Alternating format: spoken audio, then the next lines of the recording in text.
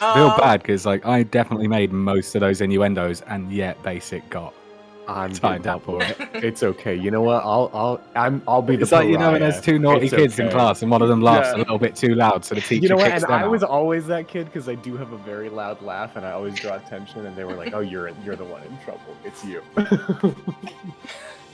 Yeah. I mean, I constantly punish the yes. whole class. It's the easier thing to do than to try to figure out who. Well, welcome, chat. Hopefully Punish it's each just other. us. Hopefully it's just us in the chat, but probably not. Yeah, if not, they're getting to see something. Yeah. Well, welcome to our Saturday AM group. I don't even know what the hell we're playing. Icewind Mail. And we are on our fourth session, session 4.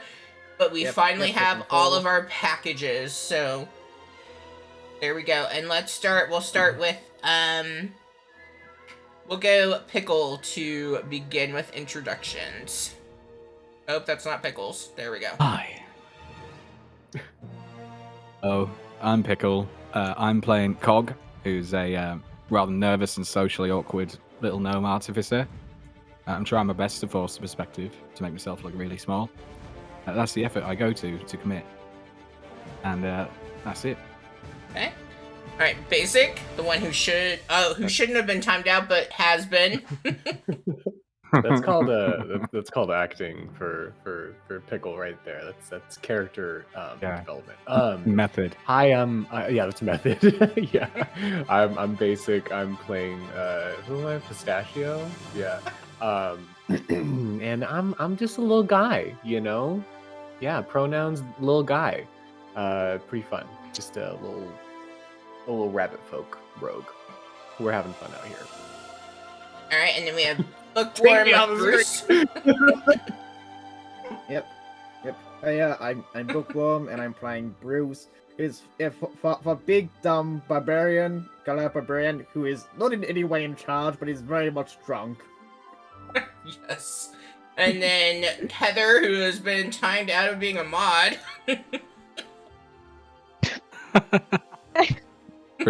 Privileges.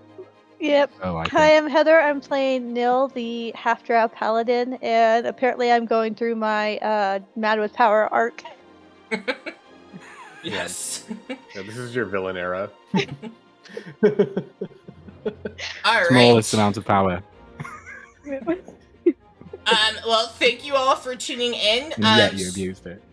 So, real quick before we get started, a shout out to all the different art that we use in the stream. And so for this one, it was Derby Jack's art has done the character art for the players. So shout out there. And if somebody can, is everyone banned from chat? Maybe I need to be the one. No, I'm here. I want to see if this I just works can't from, open Twitch. So. from Boundary. Let's see. Well, maybe I can on the phone. There we go. Oh, okay. If you want to take a look and see the art and look at the artist, the links are in the chat if you're ever curious. It's just !art. We also have some new channel redemptions, so help the DM out. Do not help these players. They are already too far gone. They can't have any help. Menace to society. Yeah. They are. No, I'm just kidding, but there are some fun redeems to check out, so make sure that you take a look there. Also, make sure you grab your daily creature of the day, because that one's fun and that changes each day. You get a new random creature. That's the one I don't want. Yeah, what do we do with our creatures? Do I just hold them in my bag and then like release them into the wild after, or?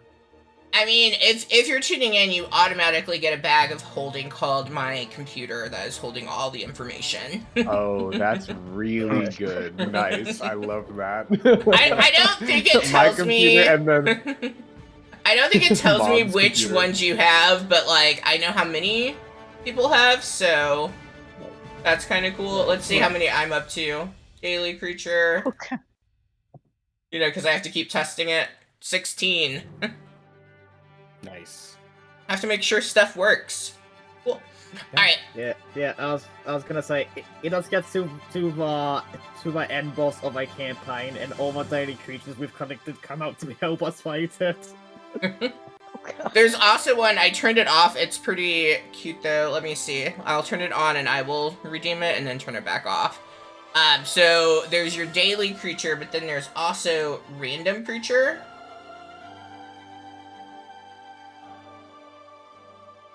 And it makes a box appear on the stream. It opens the box. Looks like we found ourselves a new pet. And then we get a new pet. Cool. Why, how is that fucker? It is whatever I randomly generated. I know you don't like it. I used Midjourney to get some random monsters though, so went with that. Cool. Yep, Alright. fair enough. It's actually pretty good at generating like emotes and things, so like that was interesting. Huh. But I think I've That convinced my sounds wife. nightmarish. Well, I think I convinced my wife to start drawing things for me. Like I Awesome. gave her the iPad and was like, I think you might like it more than you think that you will. But she doesn't like using the iPad. She's like, I think I want a drawing pad. And I was like, done, we can do that. We can get you a drawing pad because that's on my list of things I also would like. So let's do it and you can make my art. Because I can trace things, but I like actually can't draw anything unless I'm tracing. Do you use Yeah, Procreate? but to- more than what I can do. Yes. Yep, I use Procreate. That's how I do your tokens and everything. So like, I think I wouldn't say decent because I obviously couldn't make a career, but like, I can handle some basic graphic design things, but like, I don't have any art in me.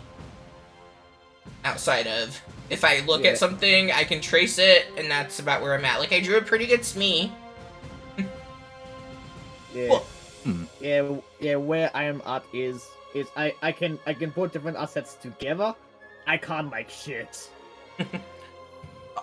Awesome. Is there anyone who would like to recap last week for inspiration? I could do it because I haven't done it yet. Yep. I could do it. I'll give it a crack. So, Let's see what comes. we went to the captain's court for Pistachio's package. He's kind of like looking around, having a good time. And, you know, the part of town we went into is sort of the rougher part of town. We got to the tavern. We were looking for the captain's court. And yeah, we got to the tavern, and there were three tea types outside. Pistachio decided to take the lead with this social interaction, having seen how Phil enjoys social interaction so much. And yeah, it turned out to be a half-orc ex-captain called Captain Ironheart. Pistachio told them who we're after, which is a person named Rule. And he was drunk as fuck. And apparently he's got a reputation for this. So we turned up, and he immediately started trying to have a fight with us. We did our best initially. Most of us in the party did our best initially to not do any fighting. Just kind of like restrain or persuade him not to, but it seemed like he was determined that we need to fight him in order to prove ourselves worthy of dealing out the packages. I mean, honestly, the point of being part of like a really illustrious and renowned package dealing company, if every time we meet someone they're like, you have to prove yourself to me, it's like, motherfucker, I work here. That's the proof. I've been vetted. Hey, Yeah, I've got we're like some an really official, bad legitimate packages. It doesn't always work out. You can get a job without being good. Yeah, no, definitely. I'm only teasing. It's just, you know, if you hand over something to the post office, you're not like, hang on, can you catch a tennis ball though? But No, they maybe usually we help they should. can drop kick it. To be fair, they do sometimes lose it, so maybe we should. That's the lesson to take away, kids. Next time you're delivering a package, challenge them to a fight first to make sure they're worthy of the task. I'm gonna go fight my We Amazon managed delivery driver, to satisfy him by taking a few shots at him, and Pistachio also stole his brandy, which turned out to be the package that he wanted to deliver to. Definitely not a dragon, but someone that he was falling over before, who's not a dragon, so don't worry about that. They're not a dragon. And that was basically it for him. Like, it's someone named Glath. He's obviously very taken by this Glath. It needs to be treated with respect, as he's dangerous and difficult to find, and definitely not a dragon. Then we left and headed for the docks for the last package. Oh, Bruce bought a keg and decided to do nothing else with his day except consume as much of it as possible. So we're going to see how that goes. Yep. But we met the captain of the ship, who is quite enchanting because of how unbelievably charismatic he was. Fantastic cat. Loved puns, just looked like Johnny Depp, but somehow sexier. And he challenged us to a pun war, basically, and we seemed to do quite well. And, if we ever get sick of working for the Lusgar Deliverers, we're in with him. I want one of those hats. Yeah, definitely. And we met up with Felcrete Lathleen, who offered us all mushroom tea. We all partook. Bruce was unwilling until Cog tricked him by telling him that it was really strong liquor and he probably couldn't handle it. And we learned a little bit about the party because Felrect asked us questions ourselves, so found out that Cog's working on building a friend. So he doesn't have any, so he has to make one. Bruce didn't share anything. He was just drinking. And he's not that good at communicating anyway, so... No, but he wouldn't have been. We learned that Nil has many siblings, and they each have a different father. Mother had a thing for elves, so... My work in theory is that they're all different types of half-elf, personally. Yep. But not verified yet. And then we also learned that Pistachio is somewhat estranged from his family and has been for some time. That's all he really cared to share on that subject. And he also believes that maybe this new group of people will become like family, which is a sweet sentiment for sure. So we finished that on our...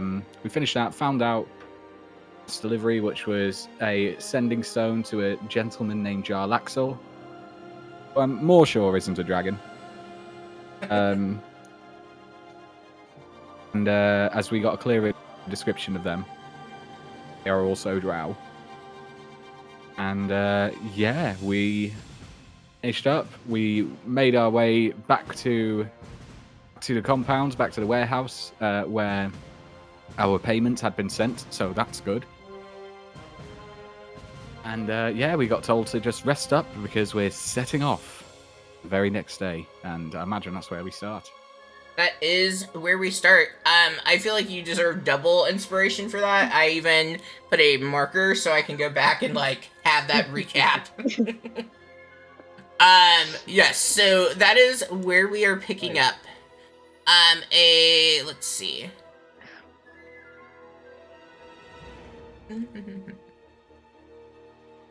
Okay. So you all did long rest. So hopefully, I think we all took care of that before we left last session, but you all have long rested. First thing before as you all are waking up in the morning, kind of stretching about, and so you all had stayed overnight in the warehouse, so not the best accommodations by any means. Everyone was probably sprawled out on the floor, turned boxes into beds and whatnot. I do need Bruce to go ahead and start us off with a Constitution saving throw.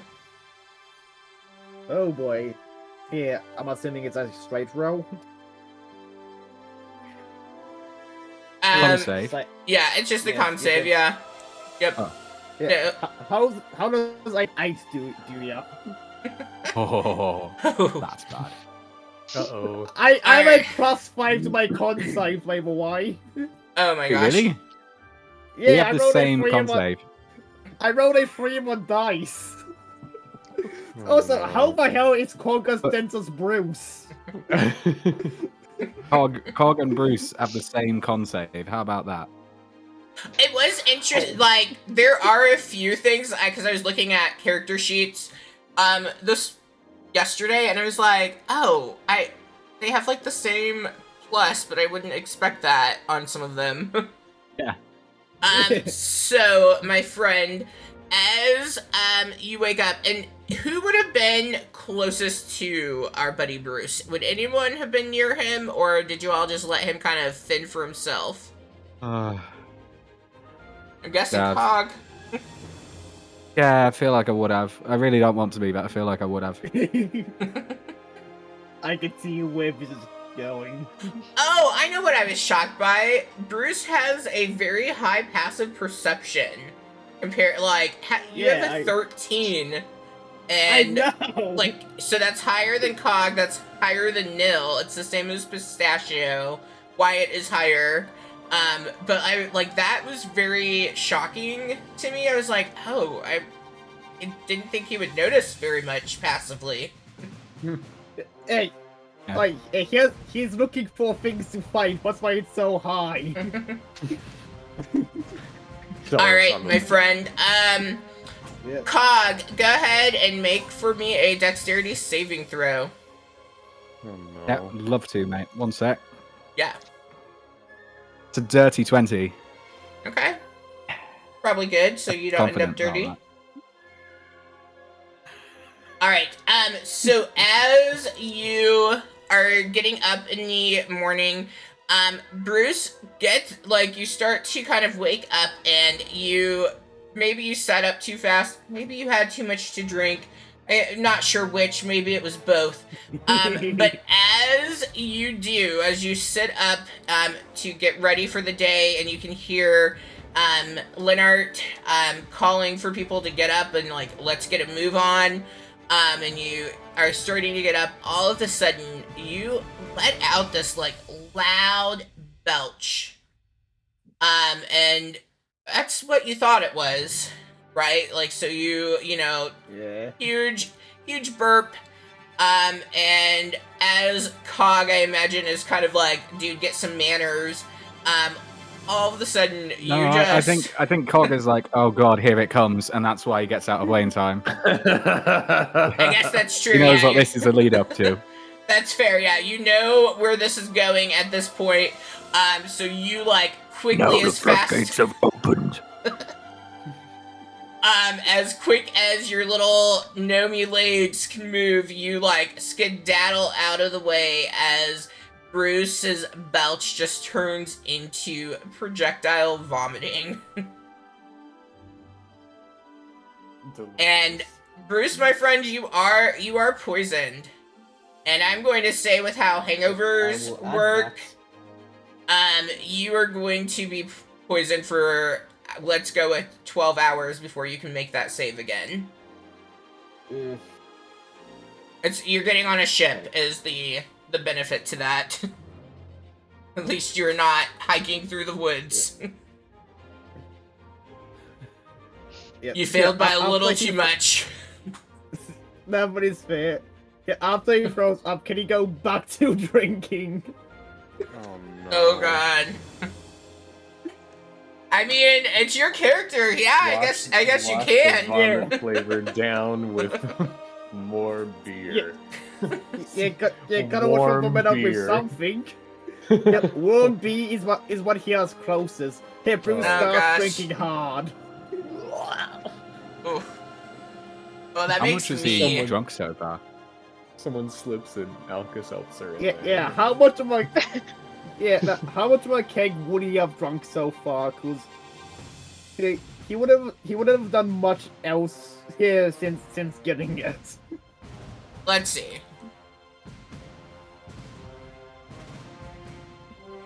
Yeah, cause I was Okay. picking it up before. Go ahead and let's have you roll a D100. I know that there's Yep. a little bit more in there, but we're gonna go with that. Yep. That's let me get my other thing for the D100, which it's what one, and I'm pretty sure it was Let's see how well he can handle his liquor. Because if he rolls low, Yeah. that's gonna be funny. How low is a 34? You have consumed, and then, because there is that left over, you have consumed 62 ounces so far of your keg. It says oh, Okay. wait, I'm wrong. I am wrong. Okay, hold on. Okay, because a standard keg has 15 and a half gallons, and a gallon is 128 ounces. So you've consumed about 600 ounces. We'll just multiply it by 10. Okay. That's better. Yeah, I will note that right now for myself. So, there's about then 1,200 ounces left in that keg. 1200. Mm-hmm. He's drunk most of it. Oh, he hasn't. He's keep a drunk third. the rest. Drunk a third of it. Yeah. It's alright, you can only do this for so much longer. Yeah. It's a finite ship amount up- in that. Does the ship have a bar? Oh no. Oh no. And it's a did my crew include Bruce when I was stocking it? Well, I mean, you are pretty low on the totem pole of the people in it, so like I would say you all being lower on like the ranking rather, switching over to that, the ranking of it being low, you would probably like this is you get one free drink a day situation. Otherwise you get water. Like you've got gotta to last build us up a your ship. yeah. Well, and you got to like build up your reputation or like whatever, or you need to pay. And then if you're paying, they get to cut you off. Also, okay. Yeah. So, go ahead. I was just gonna say, if Bruce has 21 gold and he's not afraid to use it. No. They have the right to not serve you, and I think they're going to be exercising that. Well, you're poisoned now. Next, you're gonna be poisoned and exhausted, dude. There you go. That's how it be. That's how it be. Yeah, what's fair? Okay. I'm just being a shit at this point. So as this unfolds and you are now back to nursing your poisonous with more of the alcohol, Lennart takes a look at the situation and immediately looks at whoever is nearest to it. And so let's just see which one of you that will It's be. probably me still. I only dodged out of the way. I will be using prestidigitation to start cleaning up his vomit, though. Yeah, so he looks at What a you, good Cog, cantrip. and he's like, get a mop or something and get this cleaned. And just as soon or like before you can even finish it, go ahead. You do what? Using prestidigitation to clean it up, so he's just gonna be like, I could get a mop, but this is kind of better. I don't care how you clean it. I just said get it cleaned. If All I were right. cleaning it, it'd be a All mop. He's so grumpy. Can't ask questions. Gotta clean everything up. Okay. We need to I just get a didn't move know on. if he was like, testing me. You know how they like make you do manual labor because it like builds character or whatever. It was one of those things. He does seem the type that would do something like that, honestly. Yeah. I don't know why everyone's standing around for and talking. We've got to get a move on. We need to finish getting these packages loaded up and onto the ship. We need to roll out before the sun comes up. And as like you're kind of adjusting, you do see like the sun is starting to rise, like looking out the window, but like not quite up yet. And then you see Lennart. There's somebody who comes to the warehouse door, and is delivering a package. And so you see Lennart signing over and taking this package here. And as he does, he's like, pistachio, like the nut? Is there a pistachio here? Some call me Walnut, but you can call me Pistachio. I just prefer to call you Nutty if that's okay. I guess that's fine. How can I assist you today without asking any questions? That's good. I'm glad that you've caught on fast. No questions here. Yes, I'm too old to be a slow learner. All right. Well, at any rate, you're supposed to be gathering packages, but instead one has arrived here for you. So here, take this, and he kind of. I have too much to do. I don't need to talk to you about it. Here, and he shoves a very fine-looking box in your direction. Okay. Any like letter on it at all, or just like a box? So it has Is there any like marking of who it's from? I guess is my question. No, there's a tag that has your name on it, but like outside of that, there's not any like thing on the outside of the box to indicate. I'm gonna kind of. I mean, I'll take it. You know, a little wary of it. It is interesting that we don't necessarily require return addresses to be on packages. I think that should be a standard in postal services, but I mean that's just me. And I'm gonna open it. Okay. Like kind of gently, but yeah, I'm gonna. All right. My little pause.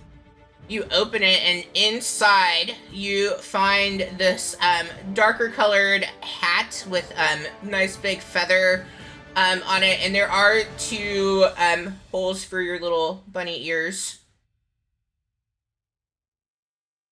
Yeah. Oh, I immediately put it on. So way. Look at this! Look at this! How do I look? You look magnificent. I don't know what else to say. Amazing! Amazing! Oh, Yeah. this is the best hat! Who sent you that hat? I have no idea! There was no Didn't come with, like, a return letter? address! I can only Yeah, guess but like it was- maybe a letter or a signature or a card. I didn't see anything. Did I see anything on there from anyone? So as you were taking out the hat, there was a letter that fell to the ground, and it was from Felric. And I will let you tell people what's in the letter. I'm stepping away, but I can hear you. I'm gonna step away for a second. Sounds good. Yeah, so little letter from Felric. Pop it open, and it just a couple little things, like one of them saying like, "Looks like you wanted one of these, so the crew went ahead and made it for you," and then the rest, like some information that it seems like Felric might know about some of Pistachio's past and maybe where he's from, which makes Pistachio feel like happy and sad at the same time. Did you just read that out to us? Yeah, I'll read it out loud. I mean, I stopped midway through and kind of trail off, but yes. How did he know that stuff? I can only assume that it has to do with the way that I look. That's all. Yeah, but like you were talking specifically earlier that day about getting a hat, but like with ear No, holes. that's true. That's true. I did say that I wanted that. I guess he had just overheard, or maybe one of the crew members had said that. It's very kind of them. I wish I could pay that kindness. I don't like feeling like I owe people anything, so that makes me feel a little weird, but that's okay. Maybe we can do something for them in the future, or make sure this package gets delivered. That's what we'll do. Sure. Tuck the hat just a little bit tighter on my head. Well, that's good. Yo, where's Nil? Nil, sorry, no, Nil's like in a corner changing into his winter gear. Because if we're going towards the Dale today, I know it's going to be fucking cold. Oh yes, that's a good point. Probably So should get Nil's this just jacket on. shrugging into his winter clothing right now and trying to put his armor and stuff back on. Yep. And Right. yeah, Bruce is probably hanging out somewhere near Cog, still hitting the keg. All right, buddy, you got to stop that. We gotta lift up packages and put them onto the boat. Need both arms. Yeah. Cog... Sorry, go ahead. I was gonna say he proceeds to drink hard again. Cog, is he always like this? Is drinking to excess so much, or is this sort of a one-off? Honestly, this kind of wasn't what I was expecting. Yeah, Thought like, yeah, he'd drink a lot, but I didn't know it would be like all he would do. I mean, he does seem like someone who could drink a lot, but I'm a little worried for his health at this point, being able to actually hold all of that liquor in such a short amount of time. Yeah, but like if you say anything, you're just gonna make it a challenge. Yeah, I don't. Is it like a reverse psychology kind of thing where we need to be like, oh, it's not cool to drink alcohol? Is that maybe? Do you think that would work? Oh. No, I think you're onto the right thing, but I don't think saying that specifically would do it. We've got our paw somewhere near it. Okay, sounds good. No, Bruce, if you're not strong enough to lift up loads of boxes at the same time, it's cool. We can handle it. Yeah, we're all probably stronger than you anyways, so not Yeah, a big we got deal. We this. could just do it. He does glance at you around the keg. Yeah, I feel like only the strongest person could actually move all of these boxes at the same time onto that ship. Good. Only weaklings have to drink at the same time. Yeah, that's kind of what I was thinking also, Cog. Yeah, that's like a common thing. That's like a phrase, right? Yeah, I grew up hearing that. Only weaklings drink at the same time that they move boxes. Only little baby weakling, feet weak ones do that. 100% a thing. That's how the whole phrase goes. All right, I feel like you're at a point of rolling some persuasion. I know. I was gonna say to help kind of prove their point. Nil's gonna just start like grabbing as many boxes and packages as he can. Nil, I noticed that Oh, you're whoa, not look at how drinking. strong Nil is. That must mean you're really strong. We need to roll what, persuasion or deception? I was gonna say with a Why don't one of us roll thing. persuasion and the other roll deception? How about that? A Sounds nice good, little yeah, okay. compromise. And we won't tell what we're rolling, but we'll either roll persuasion or Don't even tell deception. each other. So you won't even know. Well, I hope you rolled high. I got a 18. Thank goodness, because I got a 6. All right. And then, Bookworm, my friend, I guess yours would be to contest Insight, that. maybe? Yeah. Yeah, And go with insight. disadvantage, isn't it? What with It disadvantage? is, yeah. Yep. Because you're poisoned. Yeah, I'm not seeing where my insight is. Okay. That's a 9. Yeah, we got him. Got him. Yeah. We got him, boys. Now, funnily enough, Bruce has +1 to insight. Don't know Yeah. It's how. that little baby arms that did it.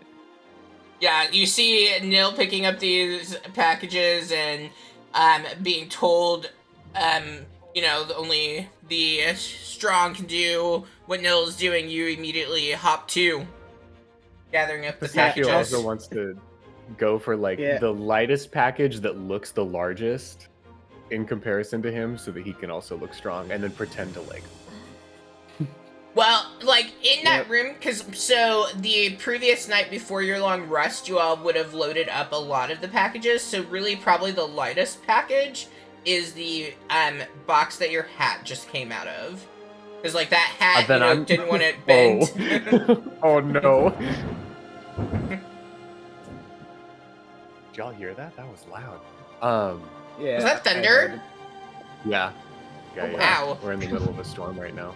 So if my power goes out, I'm so sorry. I might just disappear. I mean, I feel like I'm going to keep disappearing, so I don't know if you all saw the chat, but... out. I was going to say, Pistachio and Hog being of roughly the same height could probably Uzi a couple of boxes up. But yeah, But if he just leaves, say... then Cog will just be there standing on the other side of one like, oh! Oh, yeah, like... Really? Yeah, I was gonna say after Cog finished talking to Bruce, he would have shot the cake down towards Cog before going to the packages to start moving him, grabbing as many as he physically could at once. I'm tempted to play a game of hide the cog. Hide the cog. I was hide the cog. Yeah. Hide the cog in the game. Oh my gosh. I was gonna say, if we tried to, if we accidentally spilled it, that would be really bad.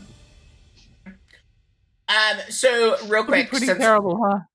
Since I stepped away, I didn't get to tell you some things about your new hat. So, which I guess also it's more than just beautiful. It is more than just beautiful, and it would have affected your role. I didn't realize. Oh, that's okay. Yeah, but I mean, it turned out still either way. So while wearing the hat, you have advantage on any persuasion. So like anything that would fall into that category of it would fall under this. So just using that as a broad thing. So charisma checks advantage, and then sleight of hand checks would be advantage, because with a hat so fine, why would you need to steal? Yeah, obviously. But you have disadvantage on stealth rolls, because with that hat, you're going to stand out. Because it's so gaudy, yeah. Yeah. Okay. That makes perfect sense. And also on the, because I was thinking about it, I was like, I want it to have something, but like, I also feel like there has to be something else that like goes with it. And I was like, oh, it's totally stealth. Yeah. Like, how do you blend in when you have something that looks like this? I'm a big fan of that balance of items in that respect. Cool. Sounds good. Do you just want me to make like a physical note of that for now for the rest of the session, and then I don't know how to like add that into D&D Beyond or whatever. Yes, and I know how to make custom items, so I can. Okay. I can add that to the list of things I will forget to do. But as long as you're aware. So you said it's +2 persuasion, deception.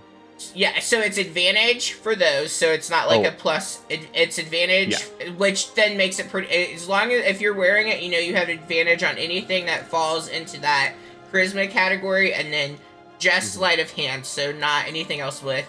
And then disadvantage on sleight of hand. Oh wait, no, plus on sleight of hand. Yeah, advantage on persuasion and sleight of hand. Disadvantage on stealth. 10-4. Thank you. Yeah, no problem. Also, in the letter from Felric, there would have been a line in addition, and I did hear everything that you were saying. In addition to what else you had included, he would have referenced Kreb having mentioned you being interested in having such a hat, and Kreb had tried to purchase, like he kind of like wrote it as like a little, like a little dig / kind of like a joke at Kreb. He tried purchasing it, but he's a little overspent for the month, so I decided to lend a hand. Sweet. Okay. Cool. All right, so the group gets the remainder packages loaded up into the ship, with mostly Bruce and Nil carrying most of those up in. And so as you all are standing like out of the ship, like waiting for your orders to go on to the ship before it departs, there is a notice board off to the side, and Nil happens to notice that there is a flyer hanging up. So you see this hanging up on that notice board. What would Nil do? I'm gonna go. I guess I can't really grab it. I'm gonna go see what it says real quick. Okay. Yeah, so you go and you take a look, and on here you see a sketch of Cog. It's a wanted flyer for the crime of deserting, and it's from the Lord's Alliance, and they are offering gold if he is brought in alive. I'm really going bad. to attempt to balance the packages I'm holding and just like grab that poster real quick and like shove it in my pocket. Okay, make me a sleight of hand check for if you get noticed. I'm not good at sleight of hand, but okay.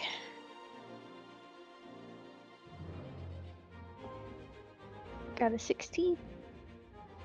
Okay, let's see. Oh, nice. My general one was a 12, so you do grab that and like just, you know, kind of like Bruce's letter that he was carrying that you now are carrying, like you grabbed it and you just shoved it in and like just continued on your way. You didn't even really look around to see if anyone was looking or paying any attention to you, but you do get that torn off of that bulletin board. And then I'm gonna do like another quick glance because I know Bruce and Wyatt are supposed to be with Cog, so I kind of want to just double check that there isn't one for them as well. Okay, and I know, because I looked this up, let's see. Your passive is 11, so as you quickly look back, I mean, so this is kind of like, for the area where they're at, like the warehouse, like there's a lot of people coming and going who might be looking for short quests and things to take care of while they're in town, just because of the, how transient that particular dock is that the ship is at. So it's loaded to the brim with different flyers. This one for Cog looked to be newer compared to the other flyers on there. You do not see one for Wyatt and for Bruce.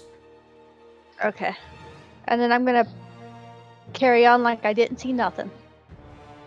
Okay.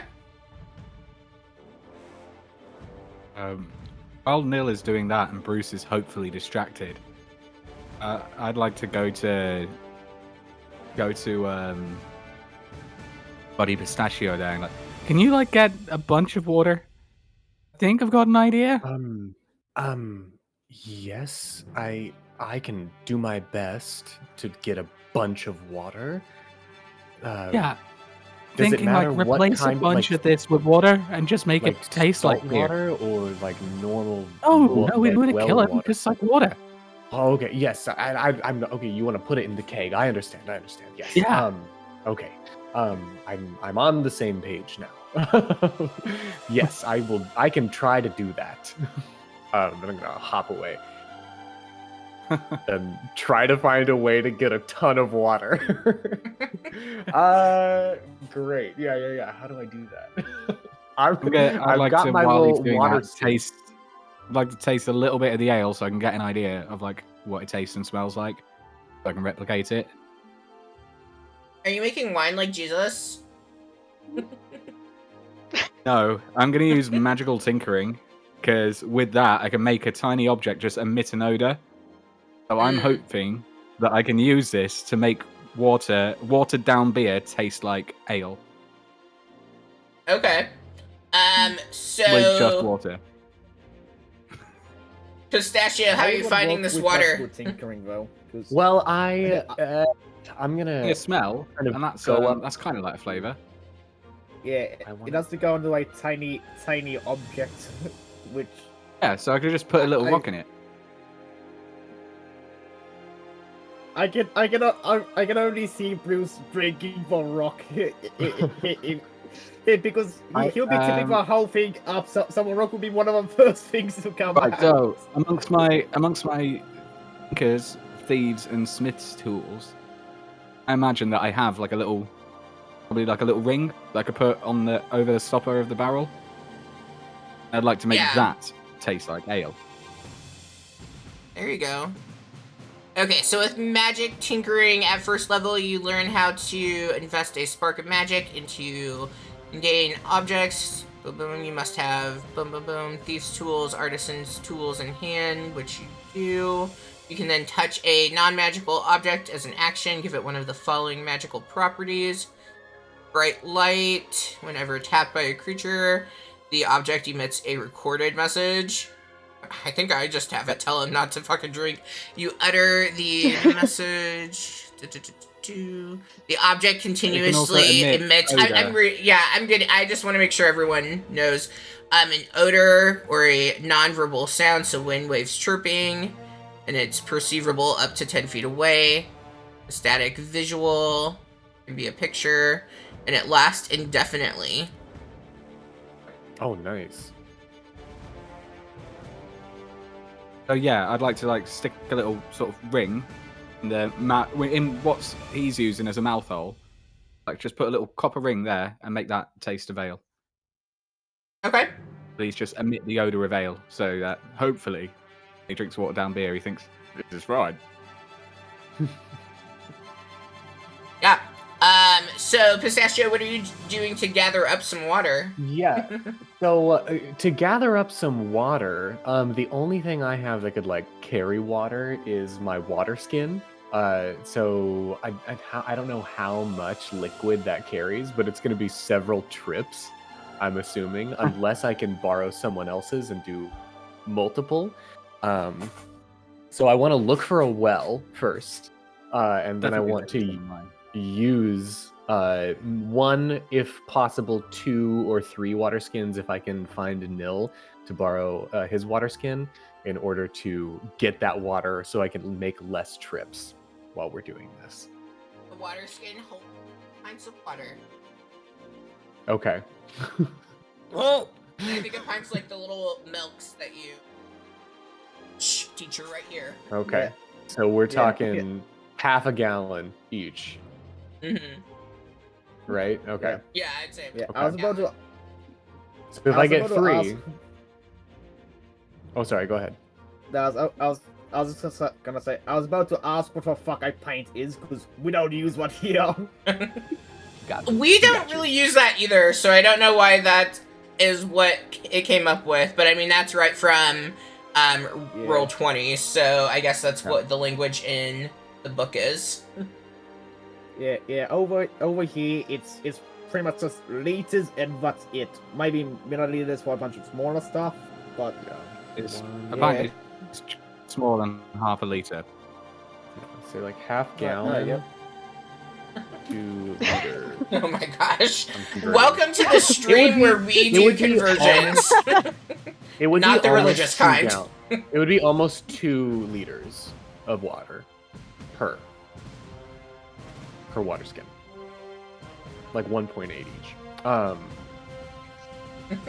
So I'm gonna first ask Cog if I can borrow his water skin, and then I'm gonna definitely.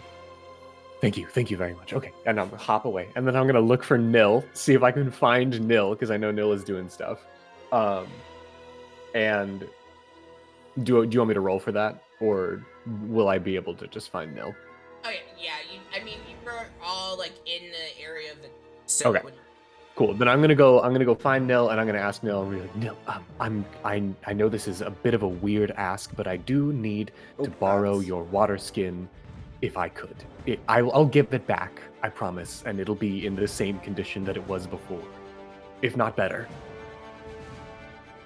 I mean, sure, yeah, you can have it. I'm gonna, Okay. if I'm carrying anything, I'm gonna put it down and grab the water skin myself to give to him.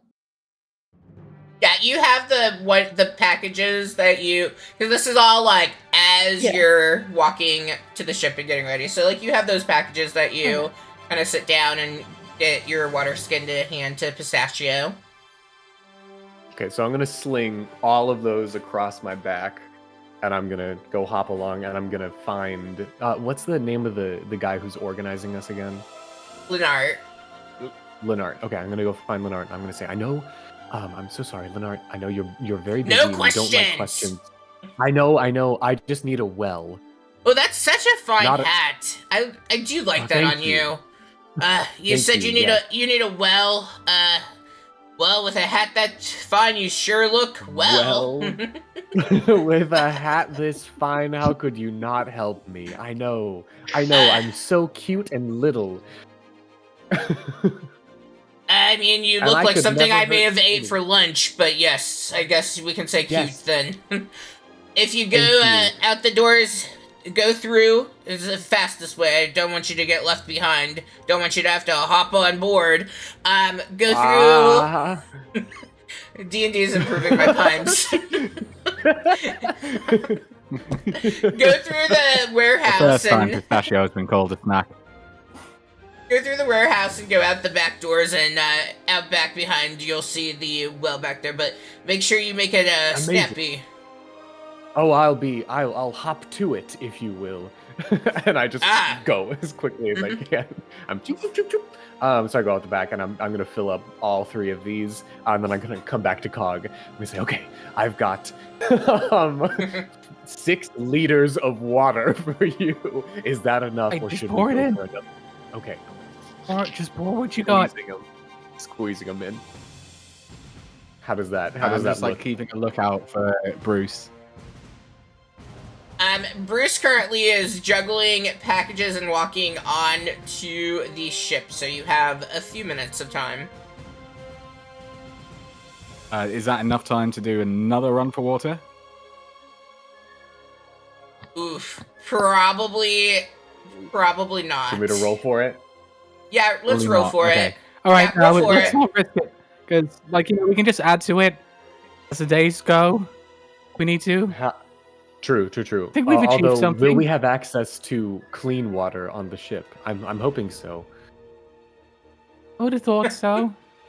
Okay. Here's what I'm gonna do. It's I'm not just gonna all go fill alcohol. these up. I'm just gonna fill these up for everyone, and then give them back. So I'm gonna go back to the well one Thanks. more time, fill them up, and then Cog and Nil and I can have full water skins. Yeah. As you're heading back, you do hear kind of like a whistle blow. And I can't whistle, so I won't, but you know, like somebody doing like the hand whistle, and it's Lennart saying 5 minutes, everybody in line in 5 minutes, make sure all these packages, there might be a couple of left in here, grab them if there are, and line up in 5 minutes. He bellows that out as you All right. go.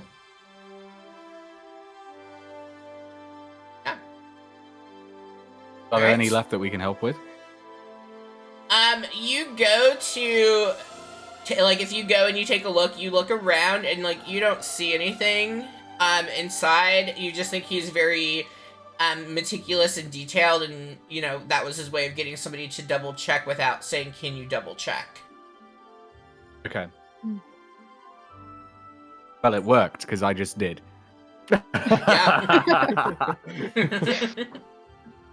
Look at that. He didn't even have to roll for it. He just knew what to do.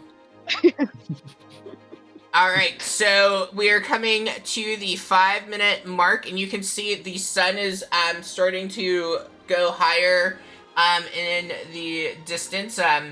It's almost daybreak, and you all are in line, I'm presuming? Yes. Is that a fair assumption? Yeah. Bruce, are you in line? Yep, he would have regained his keg. Are you holding your keg? He would be, and I was gonna ask if he notices any difference in the weight, because 6 liters were added back in after 17 liters was drank. I was drunk. Give me a perception. Yep, I'll be doing what with disadvantage. Oh, one of my dice, one of them, one of my TVs. We have made it a fair bit weaker. Yeah, yeah, they plus 3 to perception. Holy hell, what's a 14? Oh. So when you first go to pick it up, you kind of like, for a second, like feel like maybe the mass of it is different. But like before you're able to even register that, you end up belching. This time you do not vomit, but you do let out a belch. This is while you are in line, lined up, and so Lenart comes over. Excuse me, we are lining up and we are professionals. That keg shouldn't be out, and you need to be standing upright. And oh, that odor. Oh, you do not smell well. Okay. I'm gonna prestidigitate him to smell better. Sorry, I forgot to clean him. Thank you. That is appreciated. I've now been distracted, but you should I don't even know. Just stand here silently so you can get the order to board the ship. It shouldn't be this difficult. Standing amongst you all, so like on the ship, all the people who work the ship are already on board. They are, currently getting everything set up, but you do see beside you, which I thought I made tokens for them, and I did. Okay. So you first notice a grizzled and he looks to be very battle-hardened dwarf. He has a braided gray beard. He has piercing blue eyes. And looking at his uniform, like in comparison to all of your uniforms, his looks very worn. So he is standing there with you all as well. Let's see.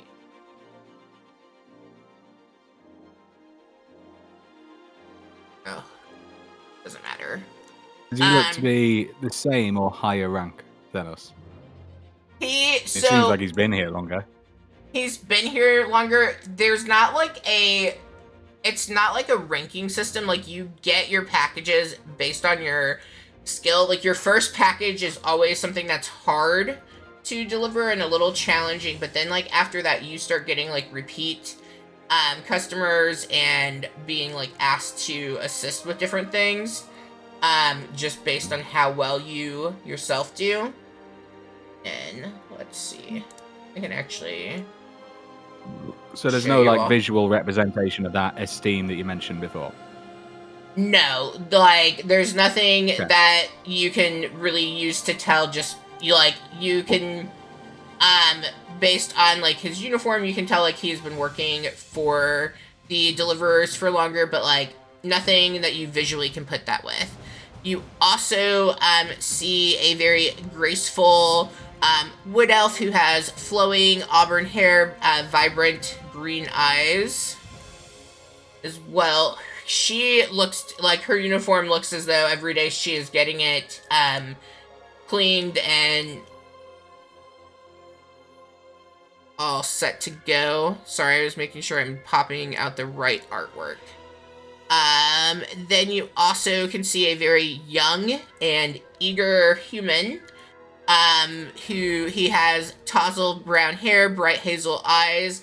You didn't notice him the other day when the first, meeting happened.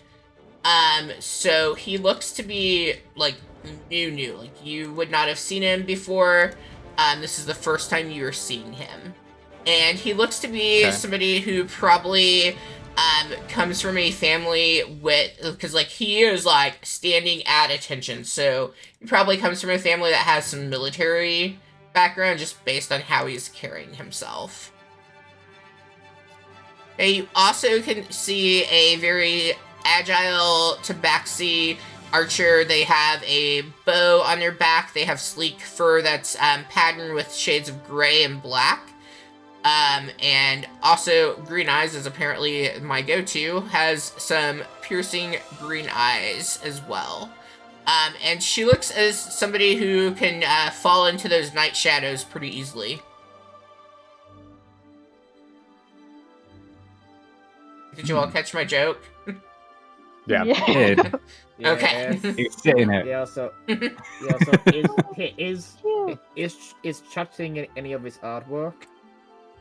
No, I mean, it's okay. I don't have it, so the way I have it figured, because I had to enter in last night 24 NPC stat blocks that were custom, I forgot to put in the ones, like, so to put it into chat, it can't just be the tokens.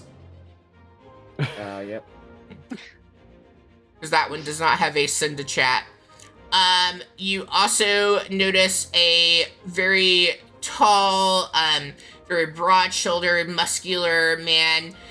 Looks to be a Goliath, like Bruce. He has an imposing height, very powerful physique. He has rugged and weathered skin, and he is standing there as well.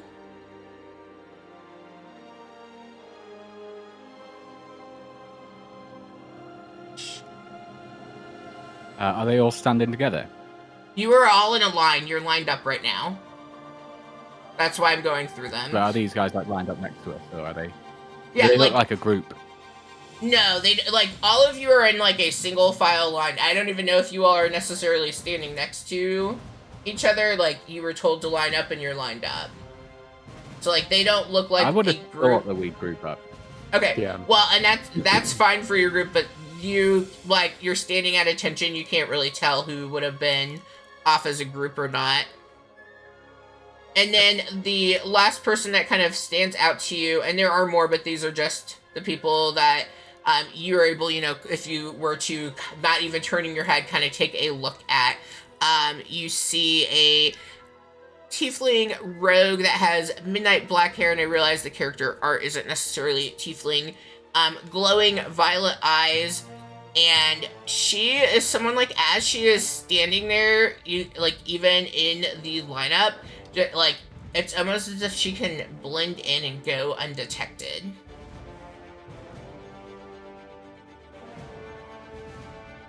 Wow, so these are rivals of ours, huh? Yeah, I was gonna say, do you ever look around and just feel like, you know, you're not as good as everyone else in the line? Like they Pretty all much seem all the so- time, yeah. They all just seem so cool. Yeah. I mean, none of them have a hat like yours, though. Attention! I'm not. Why are we talking? Shit. Attention! I've called you here because I need us to get a move on. We should have set sail yesterday evening, but we had some things that came up along the way. And so Lennart begins to kind of give orders, telling you all how to board the ship. And as you're standing there, and like this is probably besides like rushing on to get packages, this is you. Why is this sounding like Team B? This is like your first time like really taking in a look of the ship. So you can see that this vessel is awe-inspiring, and it really kind of fills the horizon with its majestic presence. And as you're standing there, the air is filled with like the sense of anticipation and wonder for what lies ahead. And like you can really sense that from, oh gosh, too many names all at once. I've forgotten his name.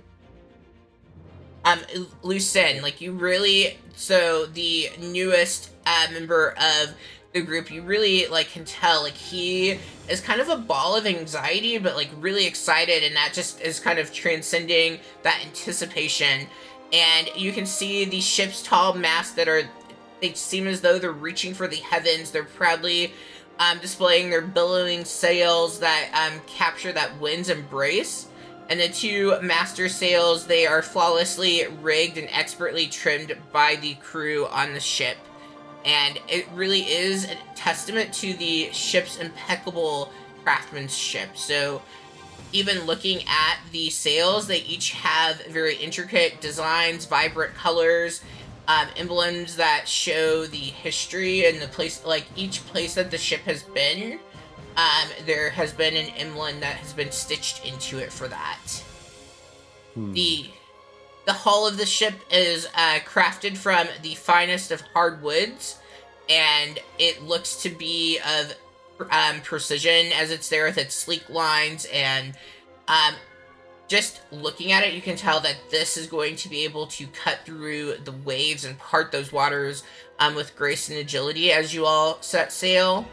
And as you're looking and staring at this as the sun is rising, like the polished wood really kind of stands out just how cared for the ship has been. and how much pride has gone into this. And as you're watching, you can see the crew up on board, being commanded by Captain Alicia, with her red glowing hair. You see her up there. She's in uniform, and she, the same as Lennart, is getting you all standing at attention. She's calling for them to stand at attention, as well as she's giving orders before you all can come on. And so Lennart continues, having gotten your attention, and you can see, like, your eyes kind of just gazing at the ship, and he looks at everyone. Yes, a real beaut she is. Finally constructed. We are very proud to be able to use the icebreaker, is what she's known as. Not too many groups are fortunate enough to be able to afford a ship like this, but we, with our time, we have been able to acquire such a ship and such a crew as well. Now, here's the deal. You are going to board the ship. On the ship, really, your job is to stay out of the way unless you are asked otherwise. So you can find something to do, you can play a game, you can, well, some of you probably shouldn't drink, but you can eat, you can rest. Lord knows you will need it. You're getting ready to go to the coldest part of Earth. Some call it hell. Hell if it was frozen, that is. So, on board, in your cabins, you will find a set of winter clothing. I wasn't sure if all of you would have known to remember, but you will need it. It is cold out there. And make sure as the stops are made, you only need to worry about if it is time for you to get off of the ship and deliver your package, and you can decide to stay on. The ship is going to set sail first from here, there's a stop before Fire Sheer, and then from there continuing on, making some stops, and ultimately ending in Iron Master will be the last stop before the ice is too thick for it to break through. And then the ship will, once there, will promptly depart to come back to get any other packages, and we will return if anyone is wanting to come back to Luskin or needs work. Iron Master will be the place that you go to either find more packages to deliver or to find a ride back down to Luskin. Now, I don't say this without hesitation, but are there any questions? And he looks at Pistachio. I have my little paw in the air. Oh, shit. And then I slowly lower it down. I'm like, no, this is the time. If you do have a question, I will answer. We need to wait a moment. The captain is not ready, so any questions? my question is more along the lines of, it seems as though the journey that we've been on thus far in accepting these packages from the general public, it's been quite chaotic, to say the least. And to stand here in this line, getting in this ship, it really seems to be a testament to the organization of this industry, the Postal Service, if you will. I'm just wondering why that doesn't seem to translate to how we pick up our packages or anything like that. Because this seems to be very, very well organized. Could you help me understand that? Maybe I'm just old and stupid. It might be that. And Pistachio's like shaking, like he doesn't want to ask the question, but he was called out. But he's still curious. Ulrich, was gathering your package, was it difficult? Was it chaotic? And you see the first, the seasoned member. He kind of, he's more at ease compared to, everybody else in the line, but he kind of comes even more at ease, and he looks and, No, sir, I had no difficulties at all. Once you've done this a few times, the chaotic tends to go away because you realize you are the chaotic, sir. Ah, yes. Okay, so it is just me. I'm the problem. It's me. Thank you. I think that Bring you will instead. find Reed and Cord probably can write a song about that for you on the ship. Yeah. Yes, little one, I think you had something to say. Oh, I never know who they're talking to when Oh, they say sir. little one. assuming me. Oh, But no, I don't. Now, if you have not been on a ship before, I mean, definitely take it in, but I would recommend the first few days that you try to stay more in the center of the ship. You may find it difficult otherwise, and whatever you do not go overboard. We do not stop the ship for anyone. I have another question. Of course you do. Yes. Yes. Will we get to choose our bunk mates? Well, we've already put your cold weather clothing in your bunks and little name tags, if you will. That way, if something were to happen, we would know who we need to. Never mind about that. But so your rooms have been chosen, but there's nothing stopping you from rearranging, I suppose, if you ask somebody nicely. Okay. Wonderful. Any other questions? He looks up and down the line to see if anybody has anything. Oh, That's not what I meant to do, but that works. you didn't mean to I get your think one nat 20 of the session right now? No, but I did send you a question in Discord, so we'll use it for that. Oh, you did. I don't keep that up, so thank you for... You're good. Is it in your chat? Yes. Okay. Bill's chat. Yes, we can use that. Do you have trust issues from the last campaign? Yes. Yeah, so as you're standing there, you can see up aboard on the ship, the crew begins to move amongst the ship, getting, stationed to go, and you hear the captain call out, Lenart, we are ready whenever you are ready. Alright, well, you've heard her. It is time. Now, I am not going to be on the ships this time. I am staying here because we do have some more packages going down to Waterdeep. So if there's anything else, any final questions, I suggest you ask, because the captain has too much to do to keep you safe to answer such trivial things.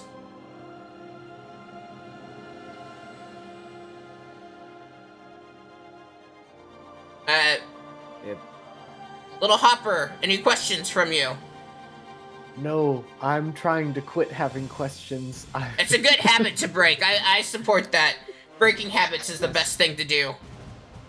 Yes. Alright, well, then I suppose we need to... Well, not we. You all need to go ahead and board the ship. You will find your rooms at the bottom of the ship, and it should take you about close to 3 days to get to Fireshear as the real main stop, but you will have a stop in between, of course.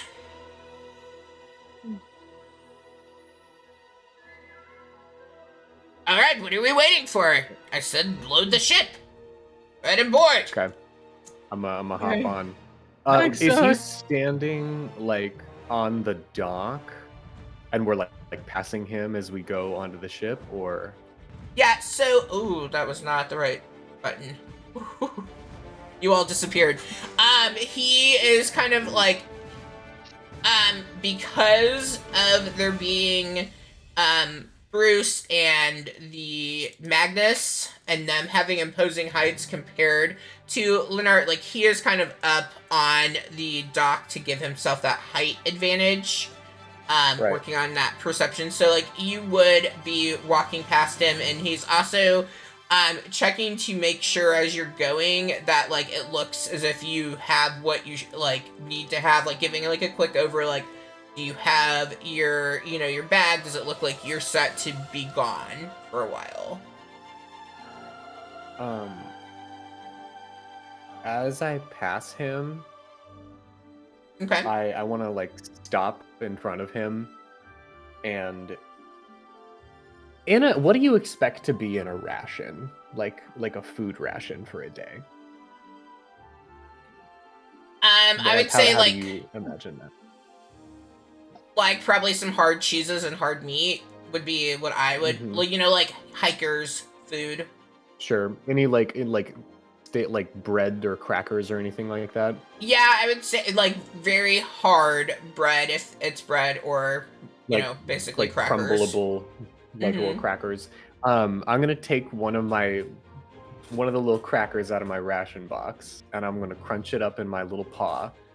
And then as we're walking by, I'm gonna go to shake his hand, and I'm just gonna put the crumbs in his hand.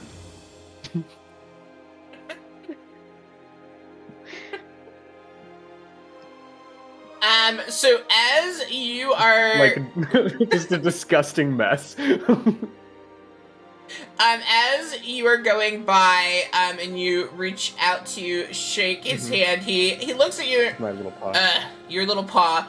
He looks at you and he's like, I mean, that's not what we do, but okay. Where I'm from, this is how we say goodbye. Well, you're also wearing the, you know, the hat, so like he, Oh, true, yeah. he like already thinks higher of you because of it, and so he Yeah. extends his hand to your paw. And it's like I'm and- slipping him a 20, except it's just crumbs. And I pull away and I walk. So as you do that, you what? Oh god! I knew I shouldn't touch the vermin. I knew better. Should have just ate him. Hopefully he doesn't come back. Otherwise, he might be dinner. Called them vermin? Yeah. Don't worry, I've been called worse.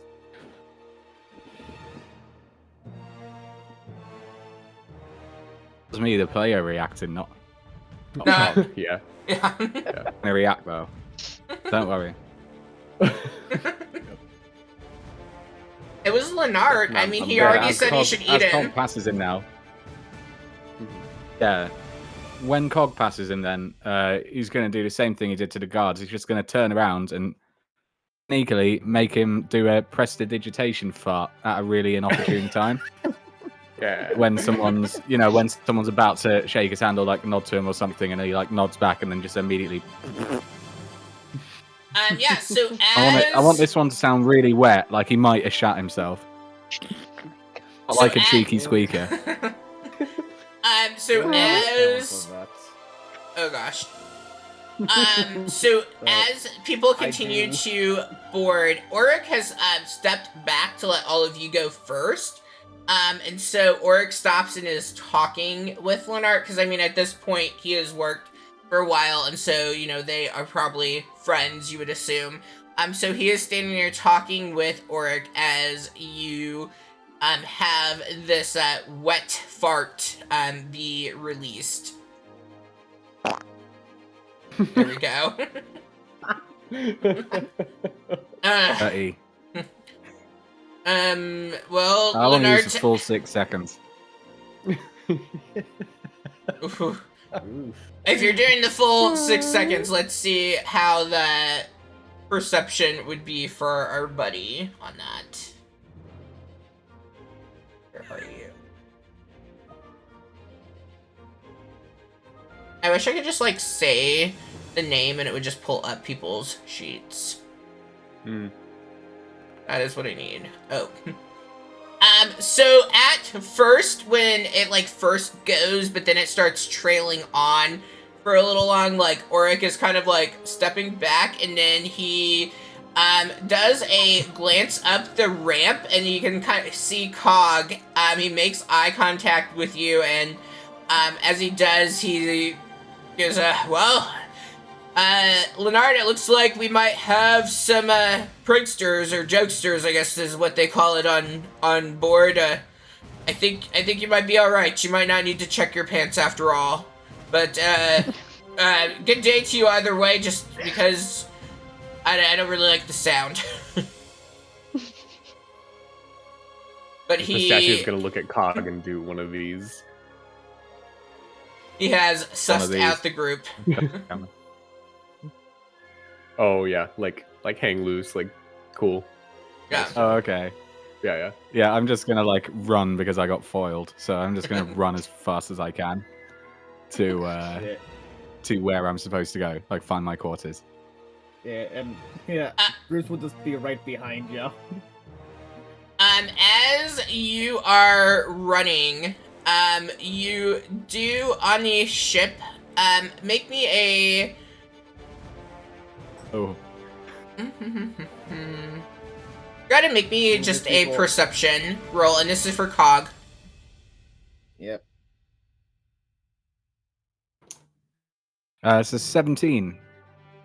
Okay, so as you are running and like you're kind of looking back, right moments before you would have probably tumbled over, you do see that there is a deckhand that is on the ground currently scrubbing, and you see this looks to be pretty young, especially in comparison to others who are working on the ship. Has brown flowing hair. Her skin is more like tan in comparison, really brown eyes, and she is down scrubbing the deck, and you can see like she has her rapier sitting on right next to her, and as you come through and just like right before you kick the bucket that she is using to scrub, she moves it really quickly and, hey, watch out! Watch out, I don't want to have to redo this. Please be careful. I mean, I'm sorry, but, you know, I just... There's a lot of deck to be scrubbed. Name's Lyra. Lyra, how can I... do you need help? Do you need to find something? Are you lost? Oh, I'm just kind of running. I can see that. I'm looking for my quarters. You're lucky you didn't go sliding across the whole ship. I've been waxing this morning. That could have been difficult. Your quarters. Well, you're going to want to go through, and she points towards a door to the, as you're like standing on, like if you just came off the ramp, she's like, you're going to want to turn to the right, and then there is a staircase that you can take. No, wait, I'm sorry. I mean, you want to turn to the left. The left. My apologies. You turn to the left, and you'll see a small room, and there's a door in there. There's a set of staircase, and that should take you to the rooms. And you'll want to go down it twice. So if you go to the first one, you'll find rooms, but those aren't those. I don't think those are for you. So you'll want to go down one more flight. I want to go left, right, and then down 2 flights. Yes, left and then down 2 flights. That's exactly it. And I'm Lyra. I'm a new deckhand, and I really want to prove everybody I'm capable. So like, if there's anything that I can do, I'm happy to help in any way. And as you can see, I have my rapier. I'm not supposed to, but if you want to practice any combat, I'd also be down. There's quite a bit of room down in the lower level. We could probably spar if you wanted to. Yeah, maybe. I kind of gotta go right now, but yeah, Cog, nice to meet you. We'll see.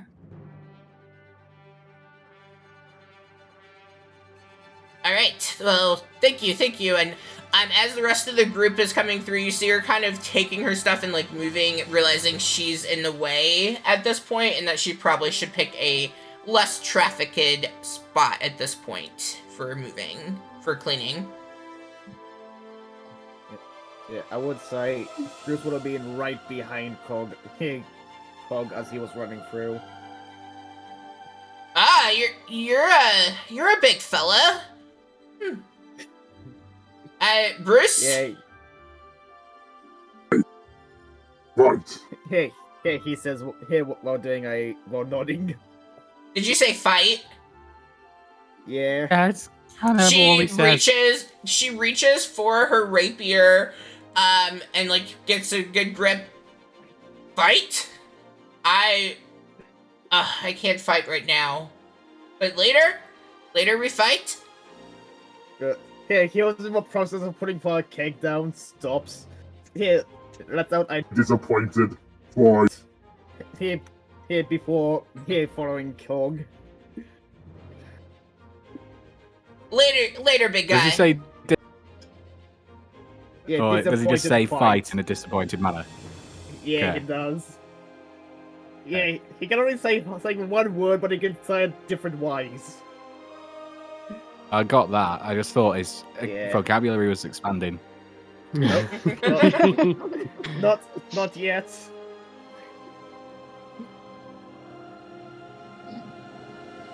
All right. But yeah, Bruce does continues to follow Cog.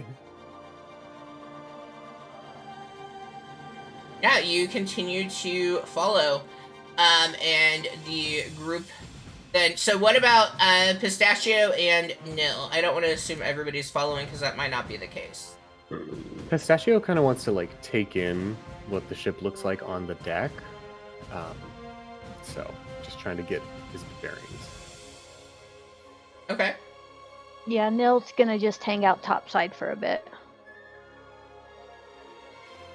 Yeah, so the two of you are kind of taking a look around, kind of getting your bearings. Nil is probably like doing a look over of things, being more familiar with Icewind Dale and various problems that can arise from Icewind Dale region. You do take a look around to see, can you find anything in particular, and you can share with the group if you want or not, but to answer your question from the chat, as you're looking to see, you do not find anything at all, and with the nat 20 that you rolled on that, like, there's nothing that seems to be hidden, at least at this point of checking. I'm gonna make a note, but you do not find any hidden dwarfs that you were looking for. Alrighty. But I will come back to that because I just realized something. Okay. Secret dwarves. Secret dwarfs. Yeah, I spoiled it. Happening. I can't keep secrets. I spoiled it. Because I realized that as I was saying it, I was like, shit, no, that's wrong. I need to think through. Okay. And then you hear, the captain, she turns, well, so you first, Nil, you would probably see, and, Pistachio, she turns to what you presume to be the first mate, and, looks and, can you get them all together, or, let them know that I don't feel like using my voice. It hasn't recovered from last time. And she is kind of hoarse, as she is, speaking.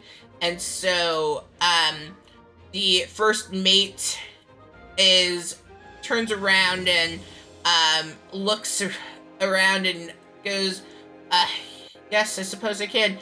Everybody! Report to the upper deck, everyone! Quickly now, quickly! Report to the upper deck! Upper deck, everybody! What's the vibe of... Can I vibe check the captain?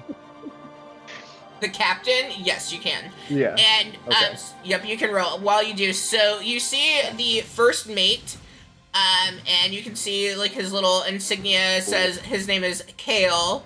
And he is somebody, like, so he is a half-elf. He seems very calm, But he, like, just from the tone and, like, his presentation of himself, he is somebody who, really is dedicated to having order happening.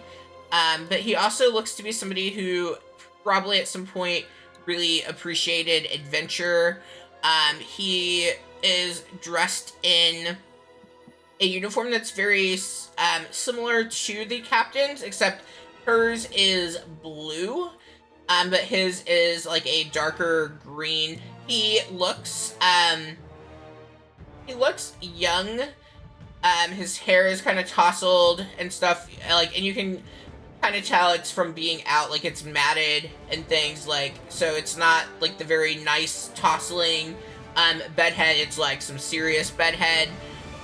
And you can just see like his gaze constantly like goes from looking at the sea, but like looking at the town itself, as he's kind of, you know, missing having a set home. Your vibe check on the captain. It was a 4. It was a 4.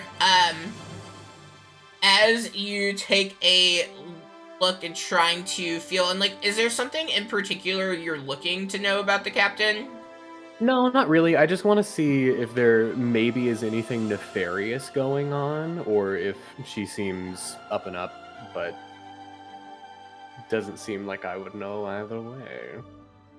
I think for you in this moment, it's just very overwhelming, like, everything's coming together so quickly, and with you being older, as you've pointed out, like, you probably are struggling It with takes me a second to get change. adjusted. Yeah. Yeah. Mm-hmm. Alright, as you all... So I'm assuming Cog and Bruce would come back to the upper deck then, if... be my assumption? Yeah.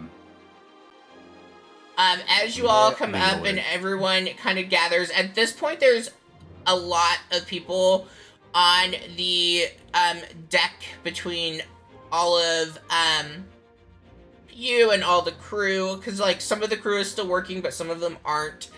And she begins to talk, and like there is some chatter, right, like as there always is, and she does have a very hoarse voice, and so she's talking and no one's listening, but it's not like that issue of respect, it's the issue of like she doesn't actually have a voice, so no one realizes she has started talking.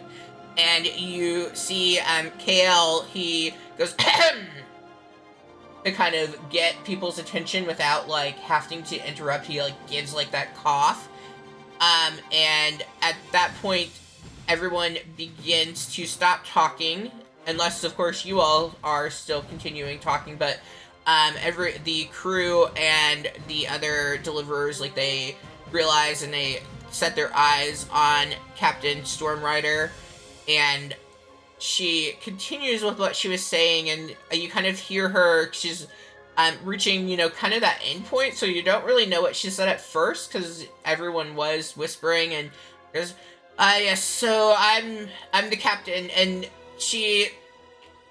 it's hard to tell if she sounds nervous or confident because she doesn't have her voice, right? And so she's like, if there's anything that you need, you can find me up, looking and keeping watch over everything, and if there's anything else that doesn't pertain to me, Kyle would be the person to go to, but there's all kinds of other people. Serial would also, and she motions towards an older wood elf who is standing there with man, it like used a lot of the same descriptions. Standing with a braided hair, as they are like just clearly as excited as can be, and upon hearing their name, oh yes, any questions, I'm always happy to answer questions, of course, come to me. I can help with anything. I can tell you the best things to eat at the restaurant on board. I can tell you the best places to stand if you want to see the lights as we get closer to the Dale. I've heard people like seeing the lights. That's always something fascinating, and it might be time to see those. So any questions, I'm happy to help. If you need a bucket to clean or a bucket to hold, anything that you need, just let me know. It'll be a glorious trip.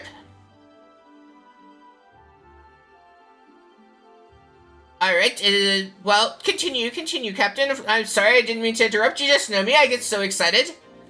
Well, I was just finishing. So, make sure that you all focus on you, and we will focus on the ship. And if we need anything, we will ask. If you think there's something that we maybe haven't seen or aren't aware of, or anything happens when we are dockside and along the way. But this is going from here, from Luskin, of course, up to...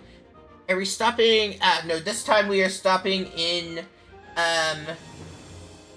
gosh, Iron Master. Yes, that's where we're stopping. Normally we don't go quite that far, but with a ship as nice as this one, we are able to get through that ice. Alright, well, continue with... I guess before I dismiss anything I can help with, I'm happy to help before we begin to set movement. Does anyone need anything? And your bunks are down below, 2 flights down. Thank you. That was my question.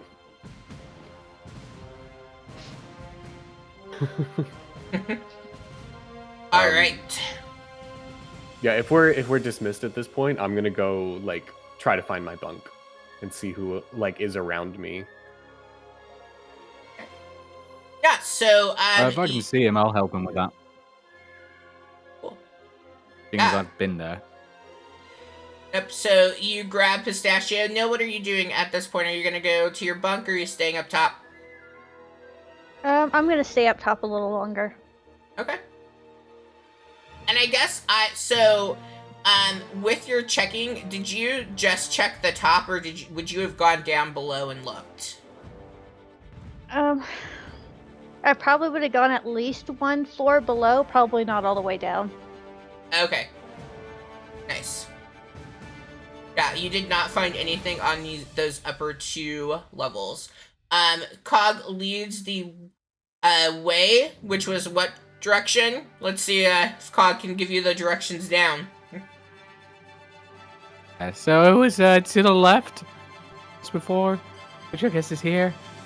It's 2 flights down. Okay, yes. Wonderful. I'm just gonna head down that way and look for my little bunk. I want to see if they got the size for my winter clothes correct. Oh. So you go down to the bunks, and so in the map we're using, when we like get to needing to have the map, like it won't have this perfectly drawn. But there are several small rooms down below. There is a small like area that has a shark rug. Yes, a rug made from a hammerhead shark. And some boxes amongst that you can kind of use as a sitting area. But then there are some small rooms where each of them have a very small desk.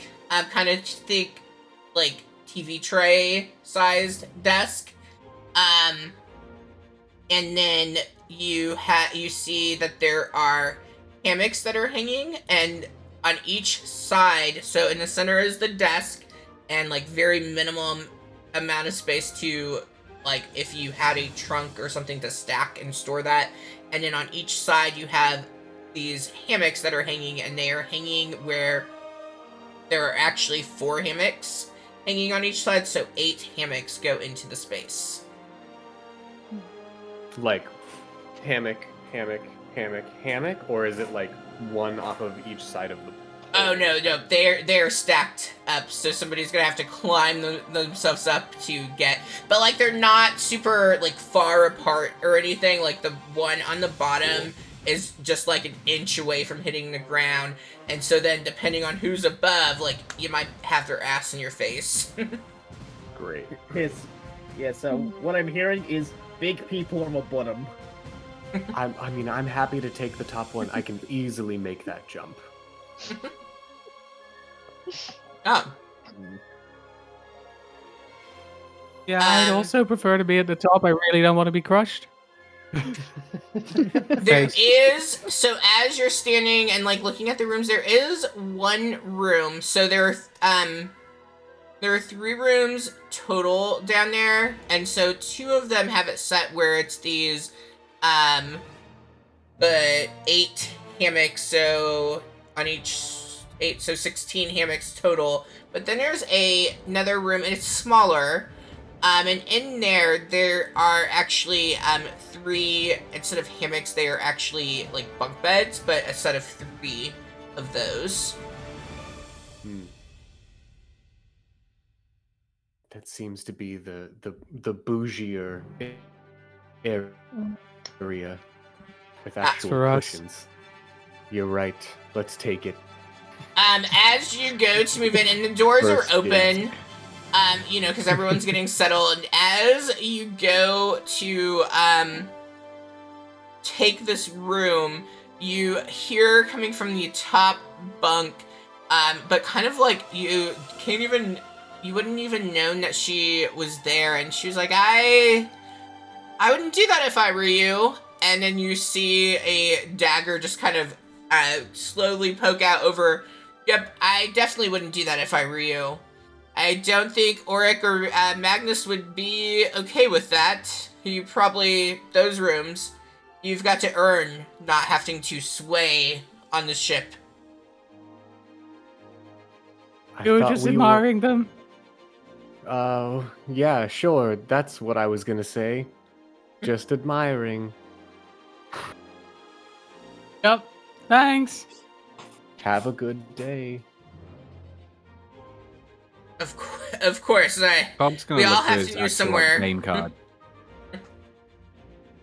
Yeah, and so, you see, like, on that small desk, there is a stack of 8 sets of, winter clothing.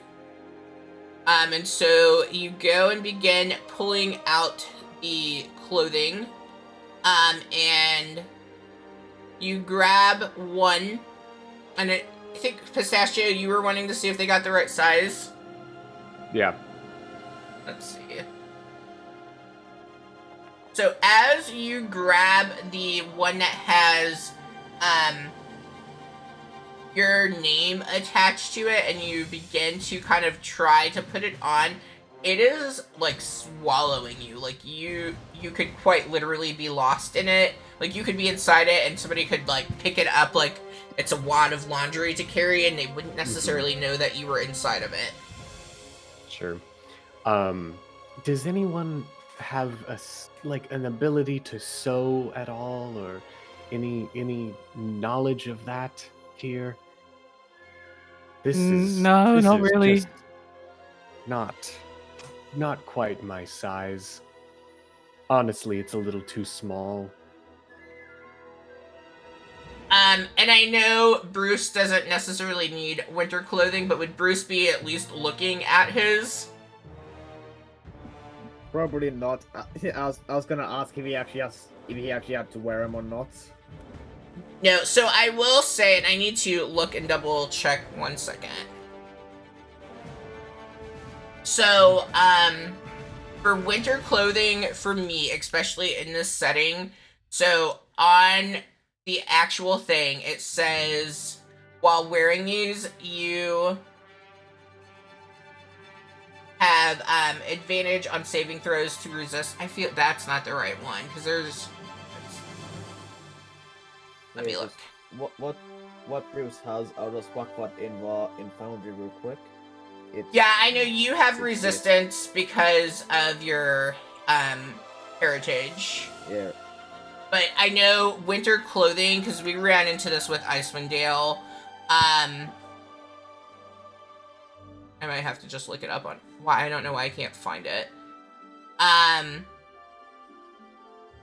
It says you automatically pass all your checks is how it was written, and that to me doesn't, like, thinking about the setting and being somebody who's worked in on a mountaintop during like ski season and things, like that's not typically how that goes. Like if I'm outside for 8 hours in my very nice winter gear, after 8 hours I'm not going to be as warm as I was when I started.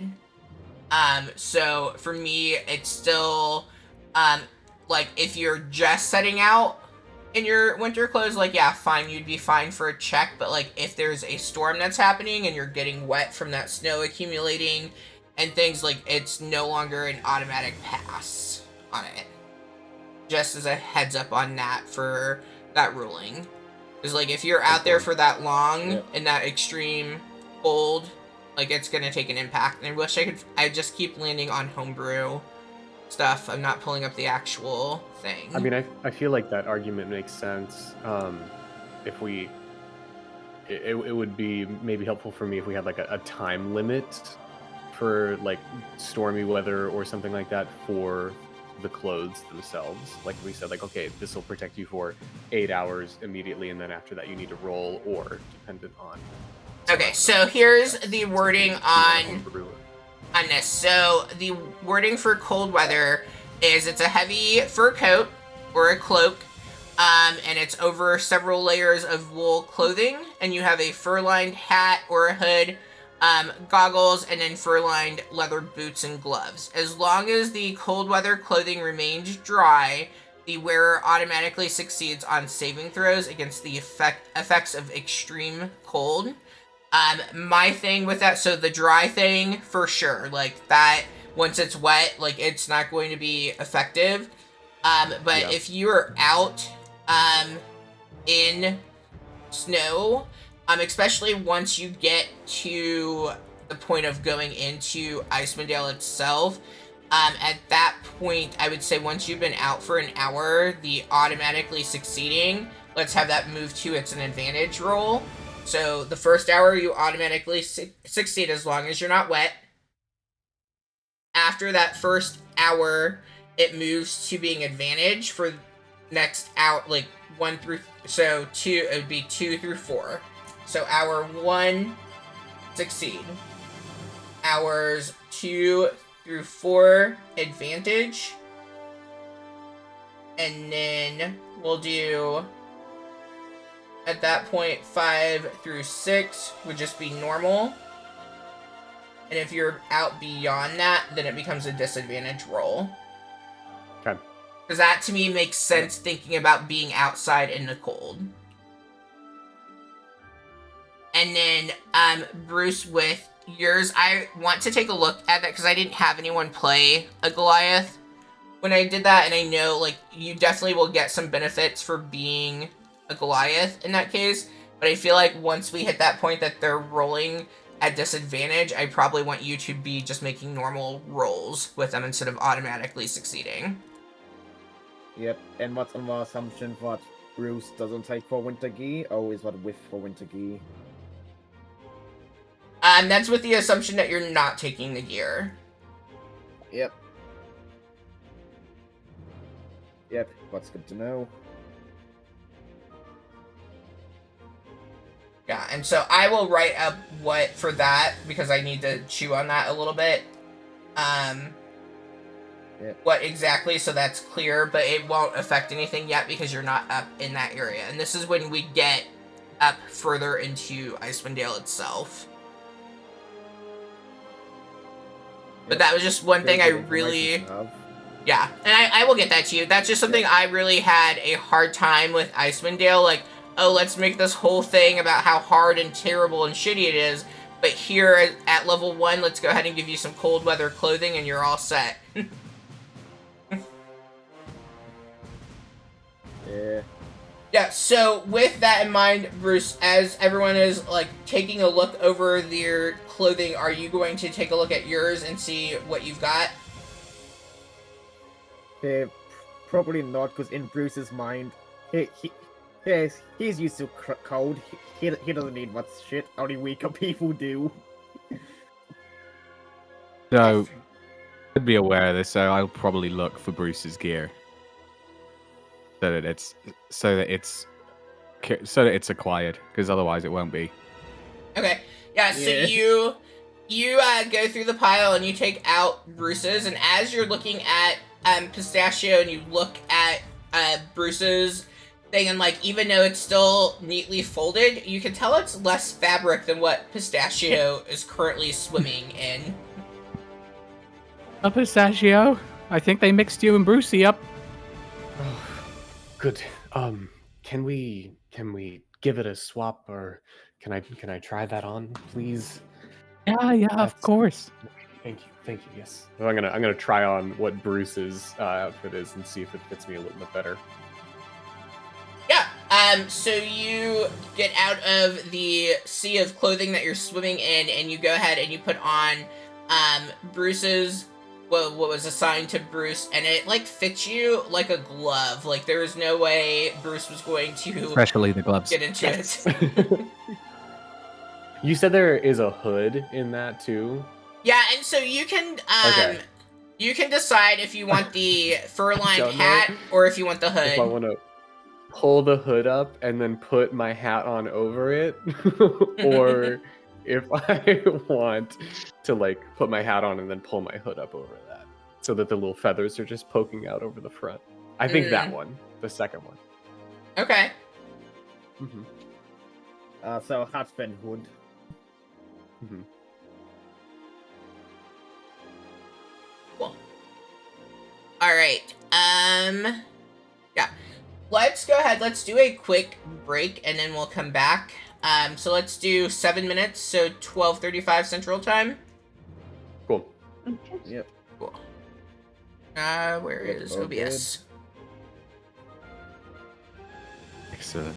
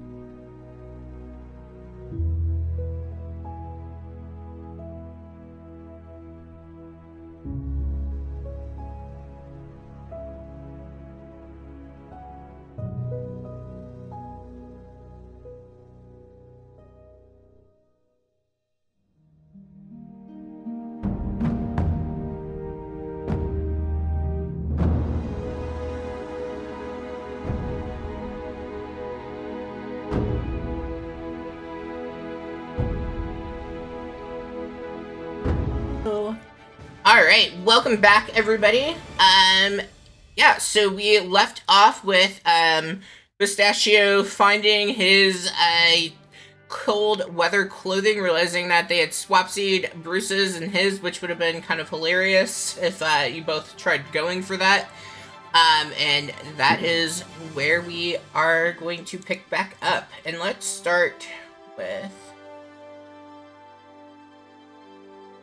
I don't know why it doesn't show. I want you all to answer a random question. Yeah, another but... example. Oh, because of me. It doesn't show because of me. It's always my fault. It's always my fault. I'm getting better. Okay, let's do a random question. Look, I didn't even have to be the one to redeem it. Somebody else did it for me. Okay. All right, so you're gonna share from your your character's point of view. Oh, is that ingenuity? Why do we have to come up with a word I can't pronounce very easily? It does. Is this like the party does the talking head? Yeah. Yeah, this is above game, isn't it? Because Bruce can't I explain mean, well- shit in game. Well, to be fair, like it can be either Do way. it in 'cause- character. Let's go. yeah, Forward. you're in character, you're on the ship, Yeah. you have downtime, so I feel like this would be in-game. So as the ship is beginning to sail out and you've been out on the water for an hour and like you have some time to share a little bit.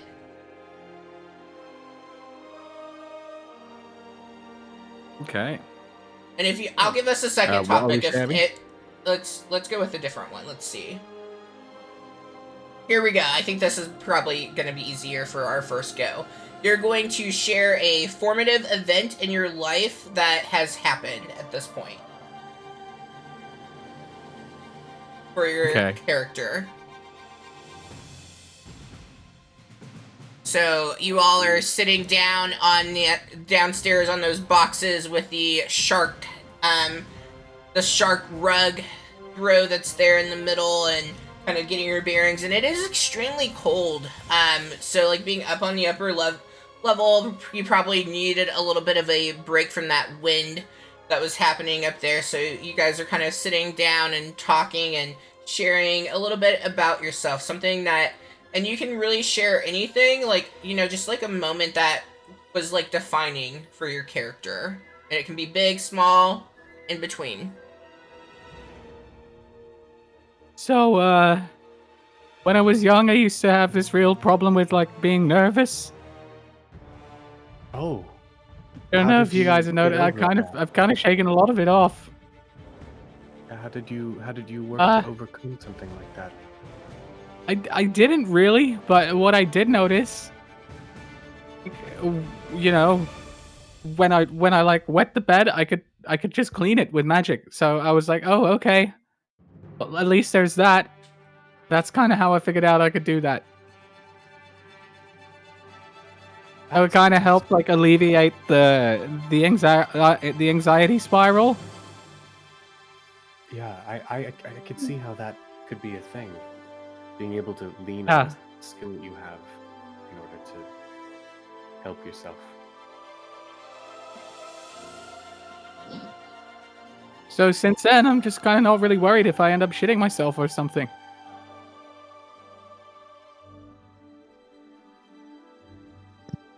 Does that happen more often than not? And you've seen it happen. I mean, yeah, but I'm not sure how common it is for you. So I mean, it's getting less common. You know, it's just now that like I'm not worried about it if it does happen.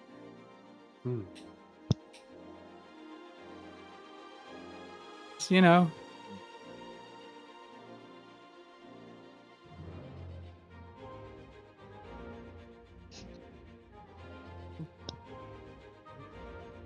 I don't know who's It's a supposed to formative thing share for me. next. But that does seem like an interesting formative moment in your younger years. Anyone, like, so as you're talking, anyone can just kind of 6 months jump in and share something.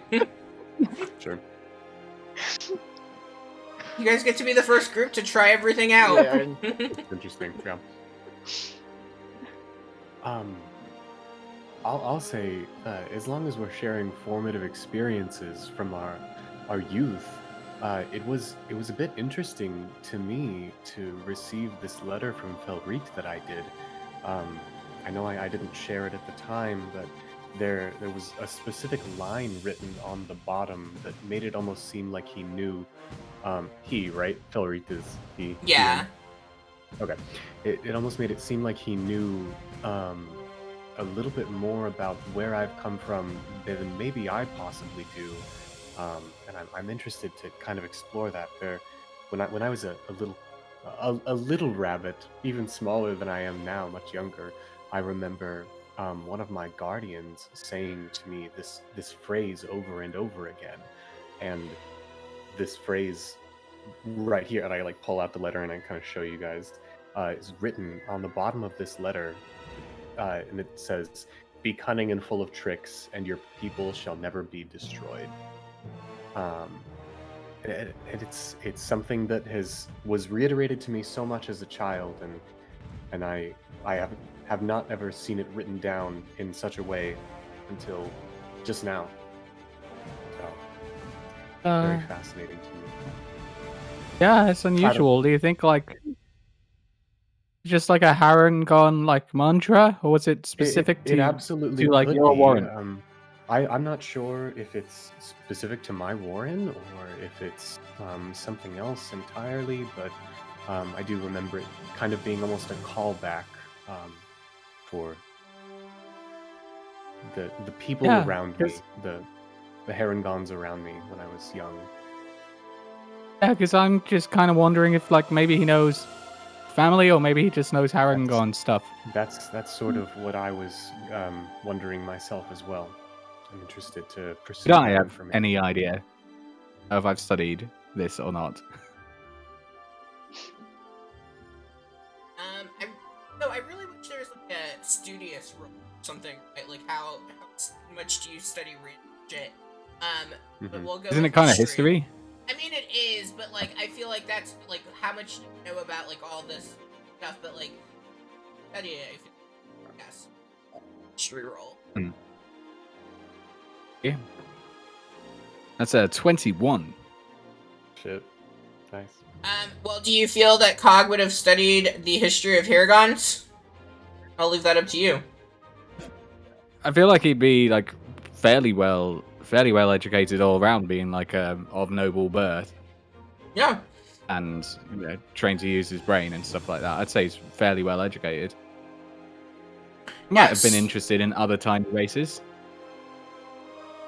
So in regards to if that quote would have been like Haragon specific, I don't want to take that away from Pistachio, so I will leave that to you. What do you think? Sure, would that be I would family? say, I would say that is Harangon specific kind of callback, referring to like a lot of the battles and wars that were like made amongst the Warrens, but it's more of a Feywild phrase than anything else.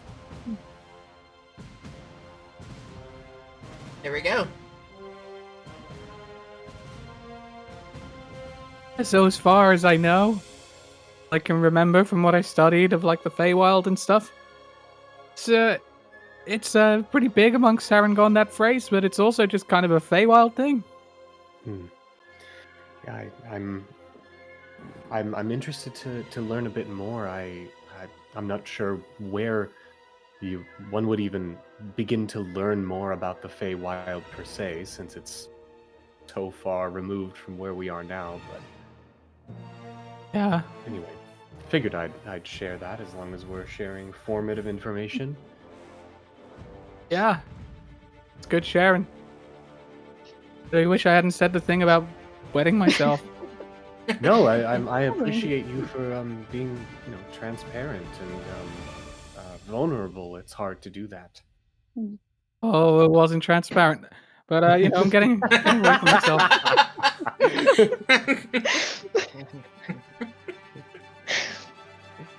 I'll be like a poop joke counter because I'm sorry for like setting the tone so low, but I've definitely made a lot. Oh, good. Yeah. All right. Educate, for fuck's sake. Yeah. Here, Bruce will just simply Say, fight. and not much more beyond that. Yes, I. This This has got You know what, irony. that Right? Thank you, Bite. Bruce, for sharing such a vulnerable thing. Yeah. Yeah, can't do much more with him. It was one of the drawbacks of playing Bruce. He had not much depth. See, I think that's the kind of character I should have been playing as a player, because I'd be like, I have no idea. I wanted to play a cleric, and then they wanted me to know all about the religion, and it's like, I don't know shit about religion. And I don't want to know for playing a character, I just wanted to be a cleric. Alright, Nil, what are you doing during this The time? god of secrets. I like that. Eric of like the god of secrets be like, I can't tell you. It's a fucking secret. Well, that DM, so my most recent DM was actually really cool, because I was like, I don't, want to be super religious with it, and I was like, can we, just act as though, I'm going through a rebellion phase, so, yes, I'm, gifted from the gods or whatever, but, I don't give a shit about the gods, but, I still have All these I do is powers. listen to hardcore music. Yeah. So that's why. Prodigal son. I just want to go. Yeah. All right, Nil, what Like- are you doing in these chats? Everyone's sharing their experiences. Yeah, I don't want to call anyone out, but I do feel like Bruce shared the most intimate bits of information. It's really profound. Honestly. I mean, a formative experience. Might it be that flyer you pulled off of the bulletin board?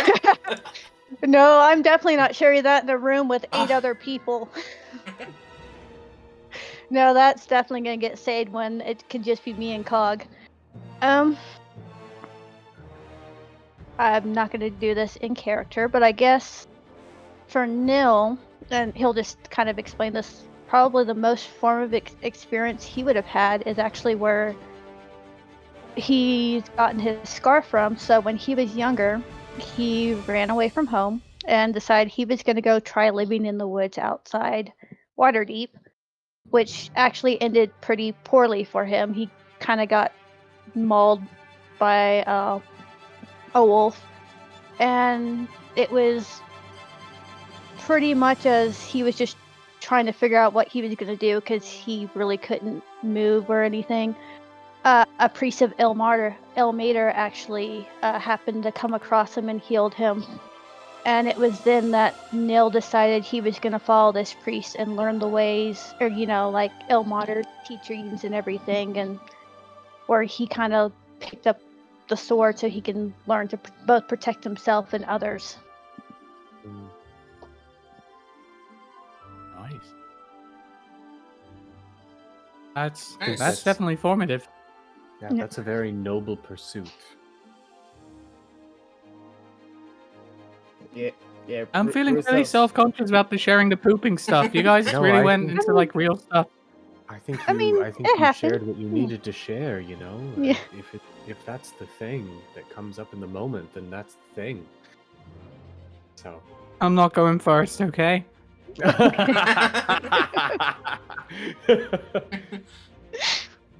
As you all are If anything, you sitting, should give yourself if anything, you should give yourself credit, Cog, because you're the one who started this whole round of conversation where we opened up. Bruce, I think, most of all, opened up so intimately. It's very wonderful to hear you all share. I don't really know what compelled me to start this. not the DM making you. Sometimes it's just the rocking of the ocean. Yeah. You say that as all of a sudden there's Yeah, a sometimes I feel small like a little crash. voice or like a collection of voices. Oh, God.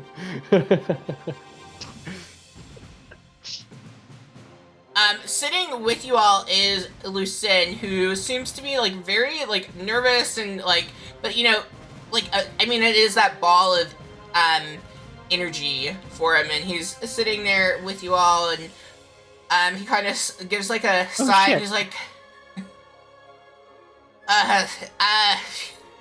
well, so have you all been doing this for a while? Am I the only new one? Well, I mean, are you talking about shitting our pants? Because it seems that Cog has been doing that for several years now. Yeah, Look, but it's I don't happened. Come on. It's happened a few times. That's all we really need to know. Don't pick on the Well, poor guy. You're gonna make I'm him not nervous. trying to. I'm just trying to clarify exactly what it is that he's talking about here. But like, how do you clean it up so well? I might have shit myself once or twice.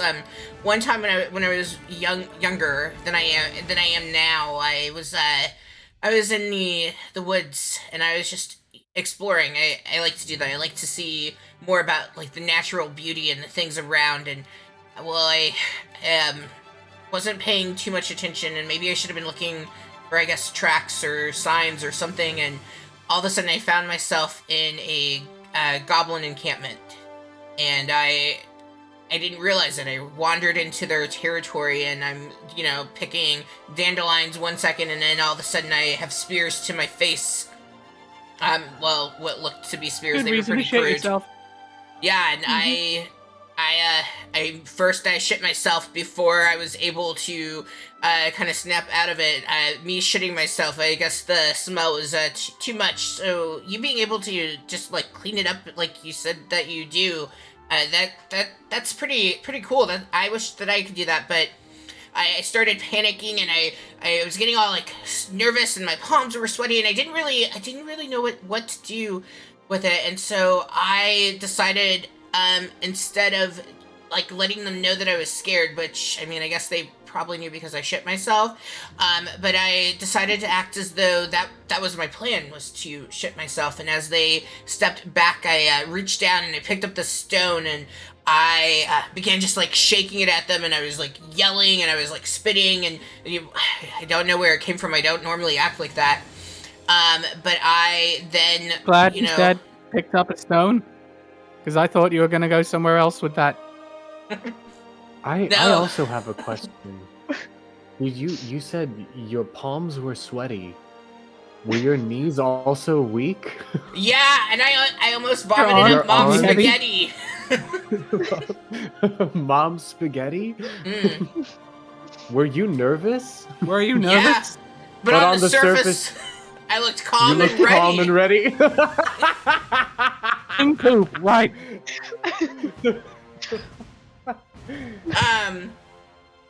Yeah, so I Thank you. just, you know, began to start like spitting out all these words and things, and I think it was confusing them. Like all of a sudden, all these words are just coming at them out of nowhere, and then I ended up dodging, and I threw the rock like over and behind them, and they thought I went that way, and I ran the other way, and I just ran as fast as my legs could carry me. It was almost as if someone was saying, run to the forest, over and over again. It just felt like someone was shouting, run, Forrest, run, and that's what I did. Yeah. Yes, I've heard of this phenomenon of people hearing "Run, Forest, Run." Yeah, It's and usually something that lasts for about an hour and 45 minutes. I think it's an hour and 48 to be exact. That's how long it took me to get that home. that does sound more correct. And by the time I got home, I had a full beard.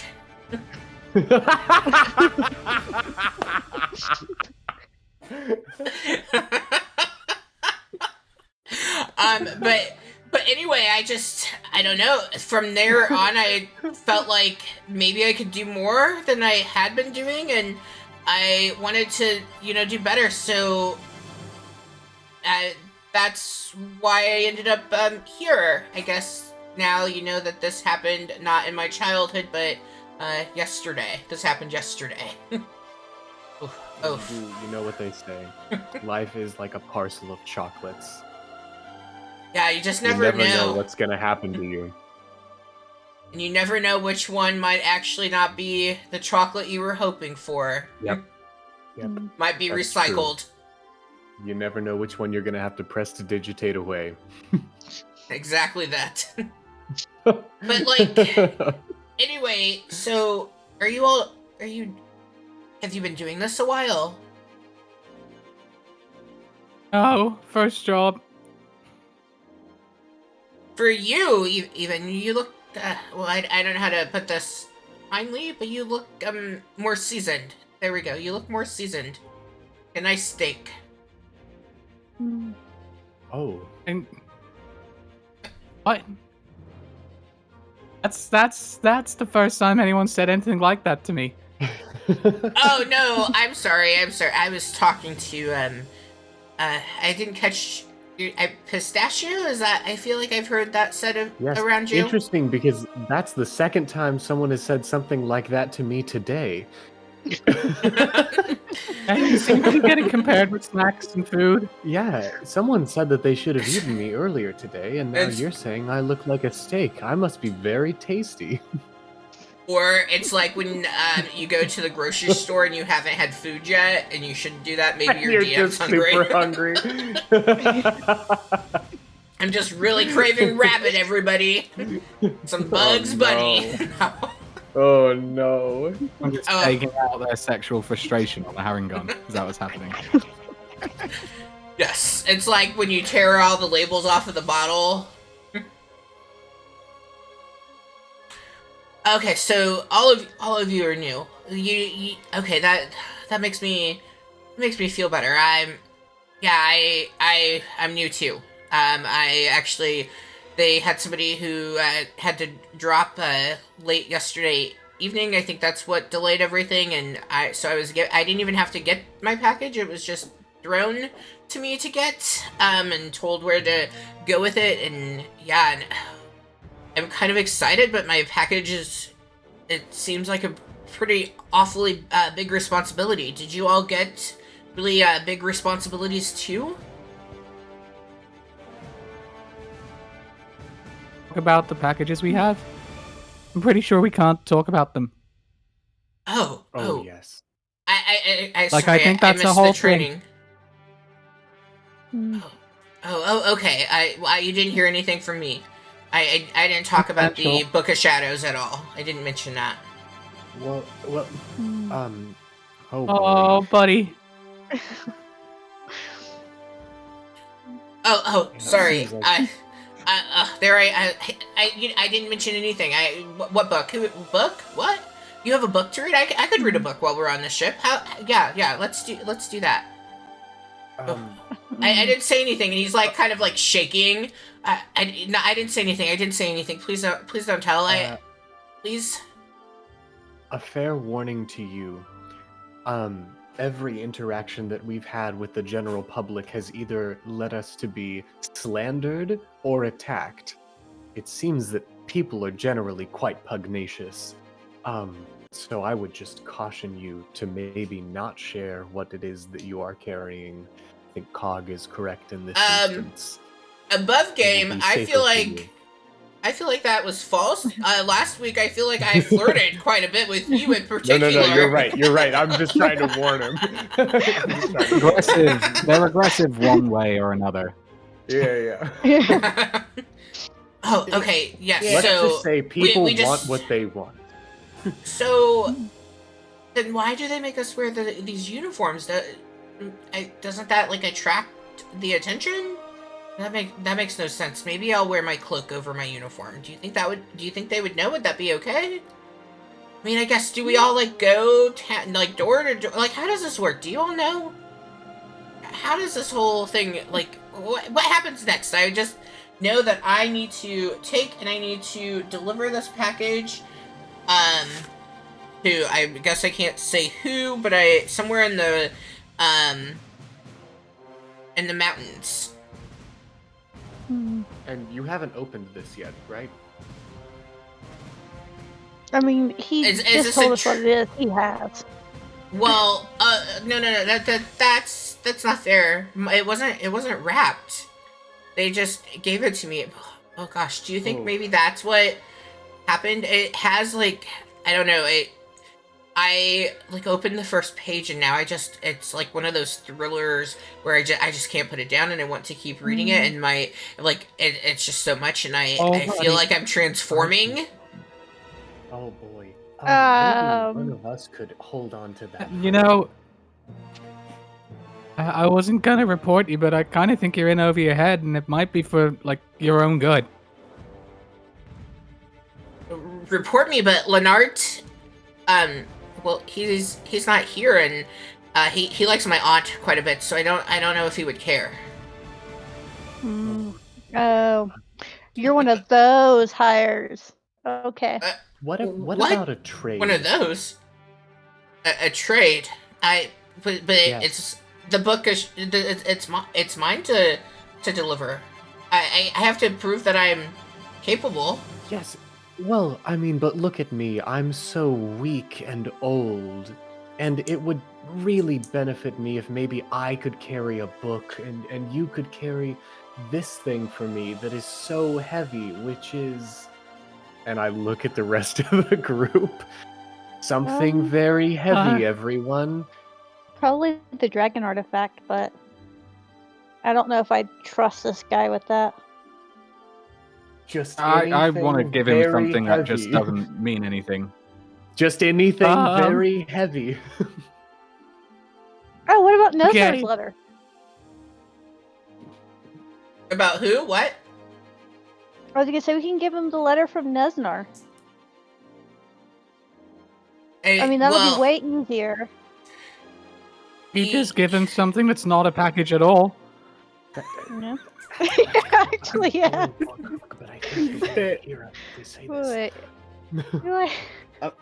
I don't think too much, and everyone look towards Bruce's then. Yeah. I was that. You want to switch packages? Packages, Well- yes. Yeah, I don't that think keg needs delivering. It's really important. It's very important that this keg get delivered. Yeah, it's really heavy. I And don't I think can't you carry. Quite. Well, this book isn't as light as I think you're thinking that it might be. Like, but I mean, if you think, I guess if you think that might be easier for you to carry, but he goes and he takes it. I mean, it must be lighter than a keg of ale, right? Well, and so There's no way it isn't. This is like a giant, like, I would say it is probably Oh, that's a like thick 6, tome. yeah, like 6 inches thick, and then it's, like pretty like, it's big. It's a pretty big, heavy, old book. Can we go for like a persuasion check on this and maybe see? I know it's probably going to be like a high DC. I will say real quick. Every time you're mentioning my Giving the keg, help. Bruce.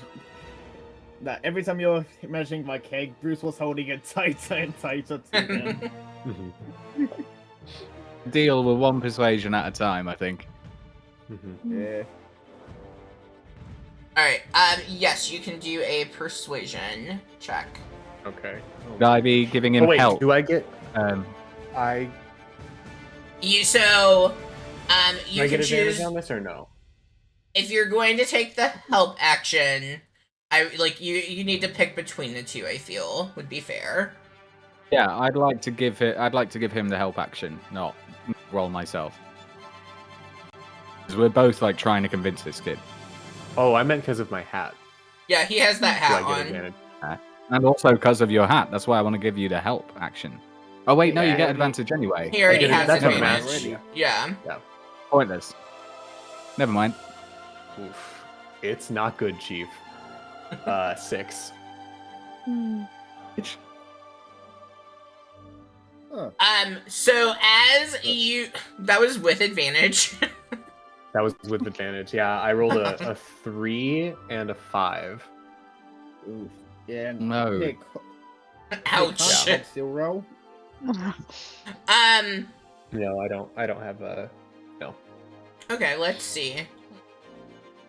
Yeah, 6 with advantage. Ouch. Because I'm not proficient in it, so can't have bonus on that. Okay. Alright, let's see. Let me have him roll something real quick. Oh, it's one of his lower things. He did, like, so since you were trying to persuade, I had him do an insight. He got a 15 on that. Woof. And so, like, as he kind of is getting the sense that, you're trying, like, not that you're not being truthful or, like, whatever, because, like, it, you know, you are trying to help, but, like, this, he has started reading this book, and, like, he's very... He would want to say he's possessive of it, but maybe he might be possessed by it, type of thing.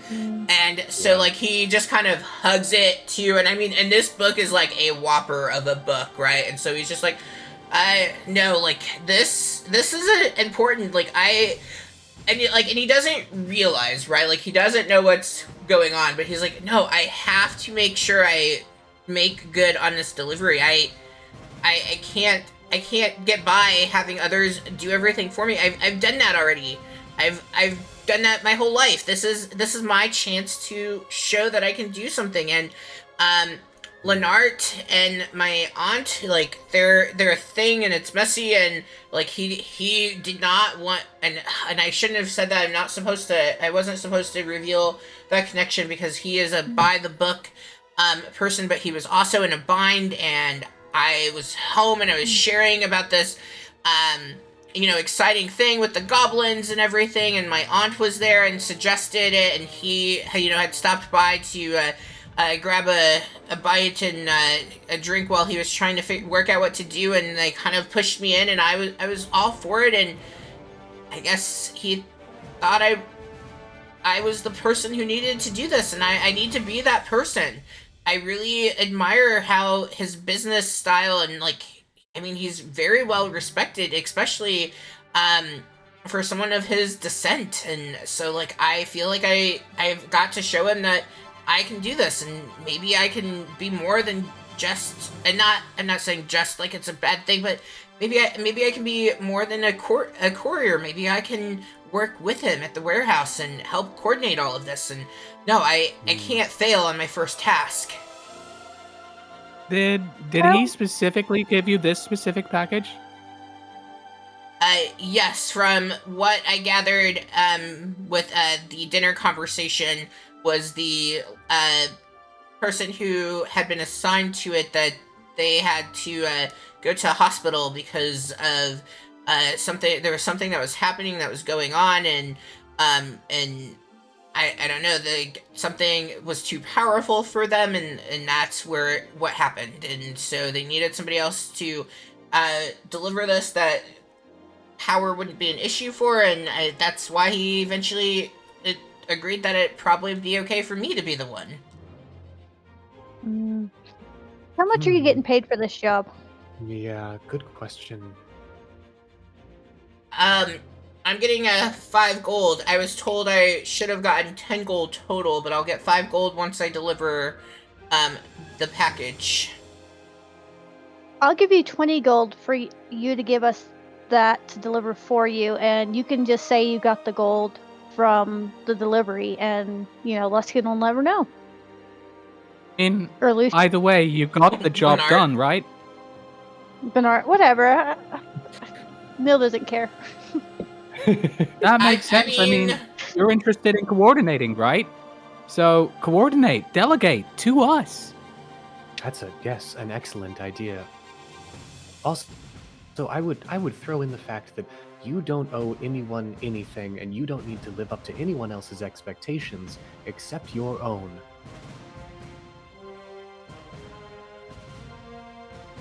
I guess we are going with Nil doing some persuasion. Are we? Okay. I was just gonna try and bribe the dude, but that works too. Is that not a bribe? You're persuading. I guess that's true. I think See if he bribes takes- help. Oh, fuck. Ooh, he did If I good. can give Nils help at all, hoping that my chiming in would be the help action. Yeah, You can I'll let you since you couldn't really help because he already had advantage. No, you can re-roll, but Yeah. you're gonna have to get really good. Yeah, I see that. Nope. Oh, Chucky Oof. darn. Time to change these dice.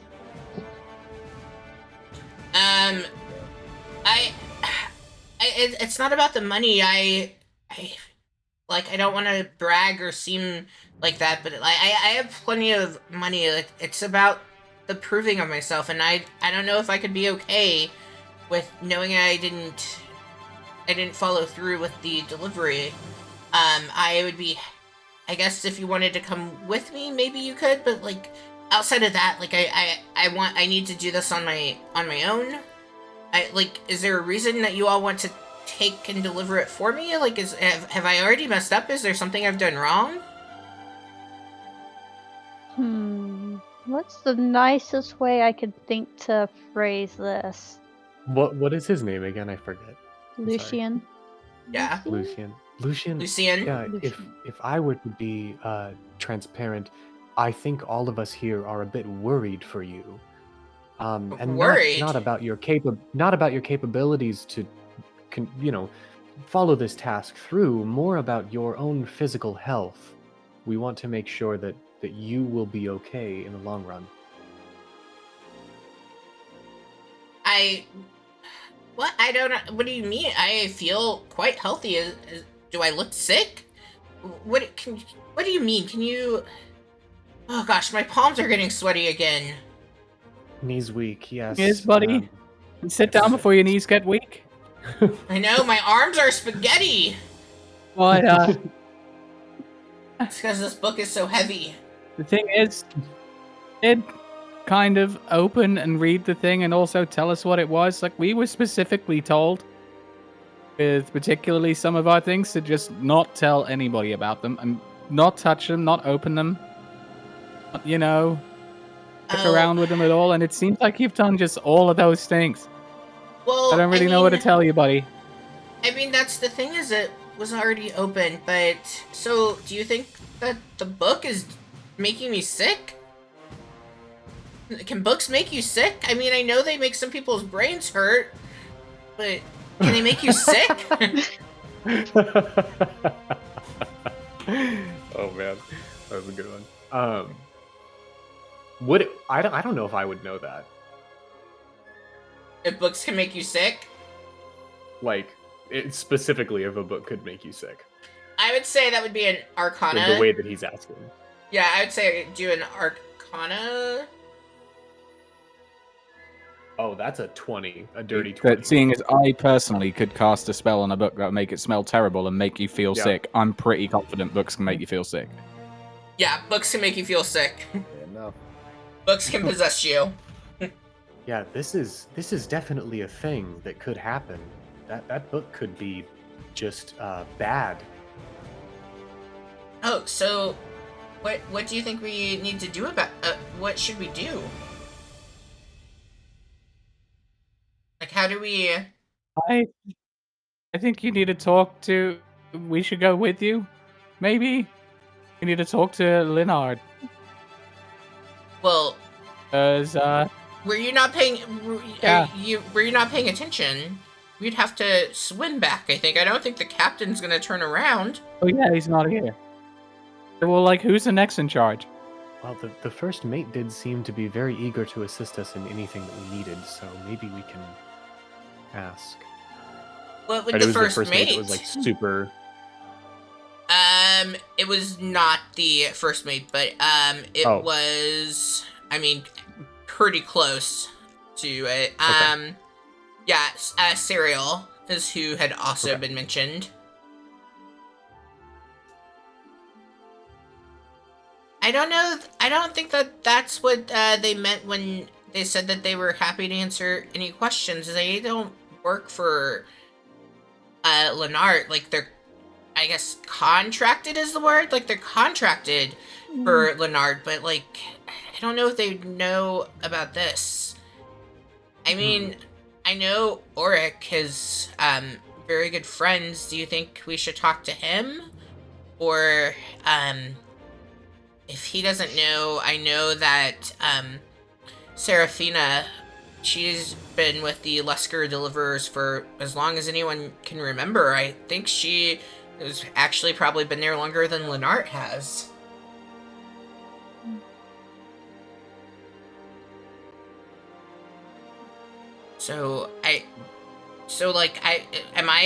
Is something gonna happen to, like, you guys kind of have me freaked out. Like, I'm acting calm, but like, I think I'm a little freaked out.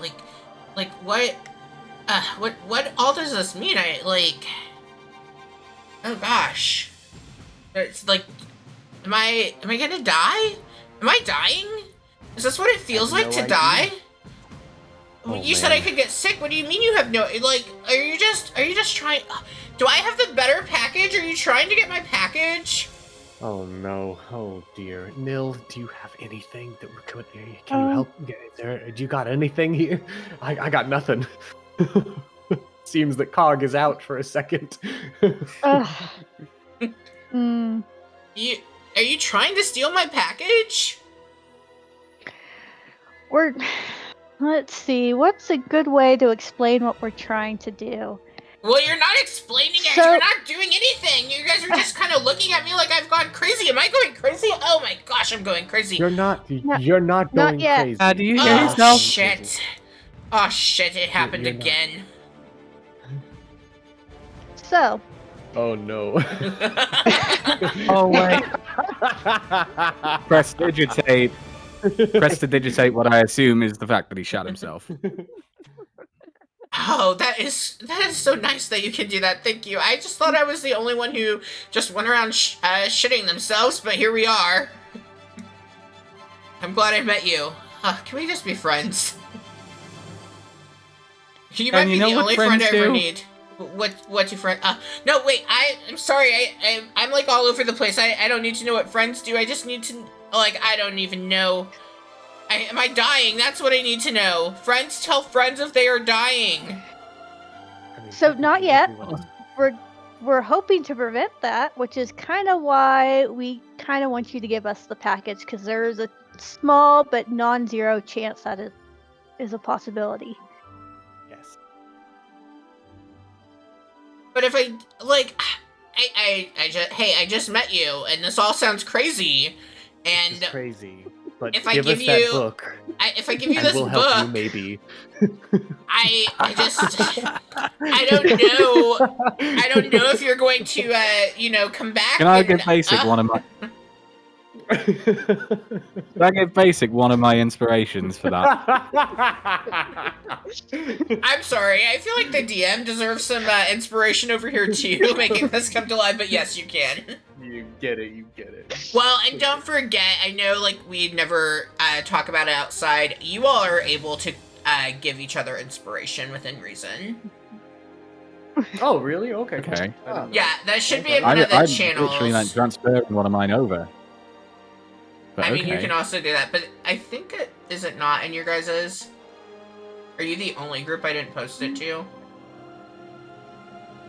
I don't remember seeing it, but I might have missed it. Just forget. Oh yeah, you're the only group I didn't I post it. normally let to. players like make a case for it. Yeah, well, and that's what I have in literally every other group.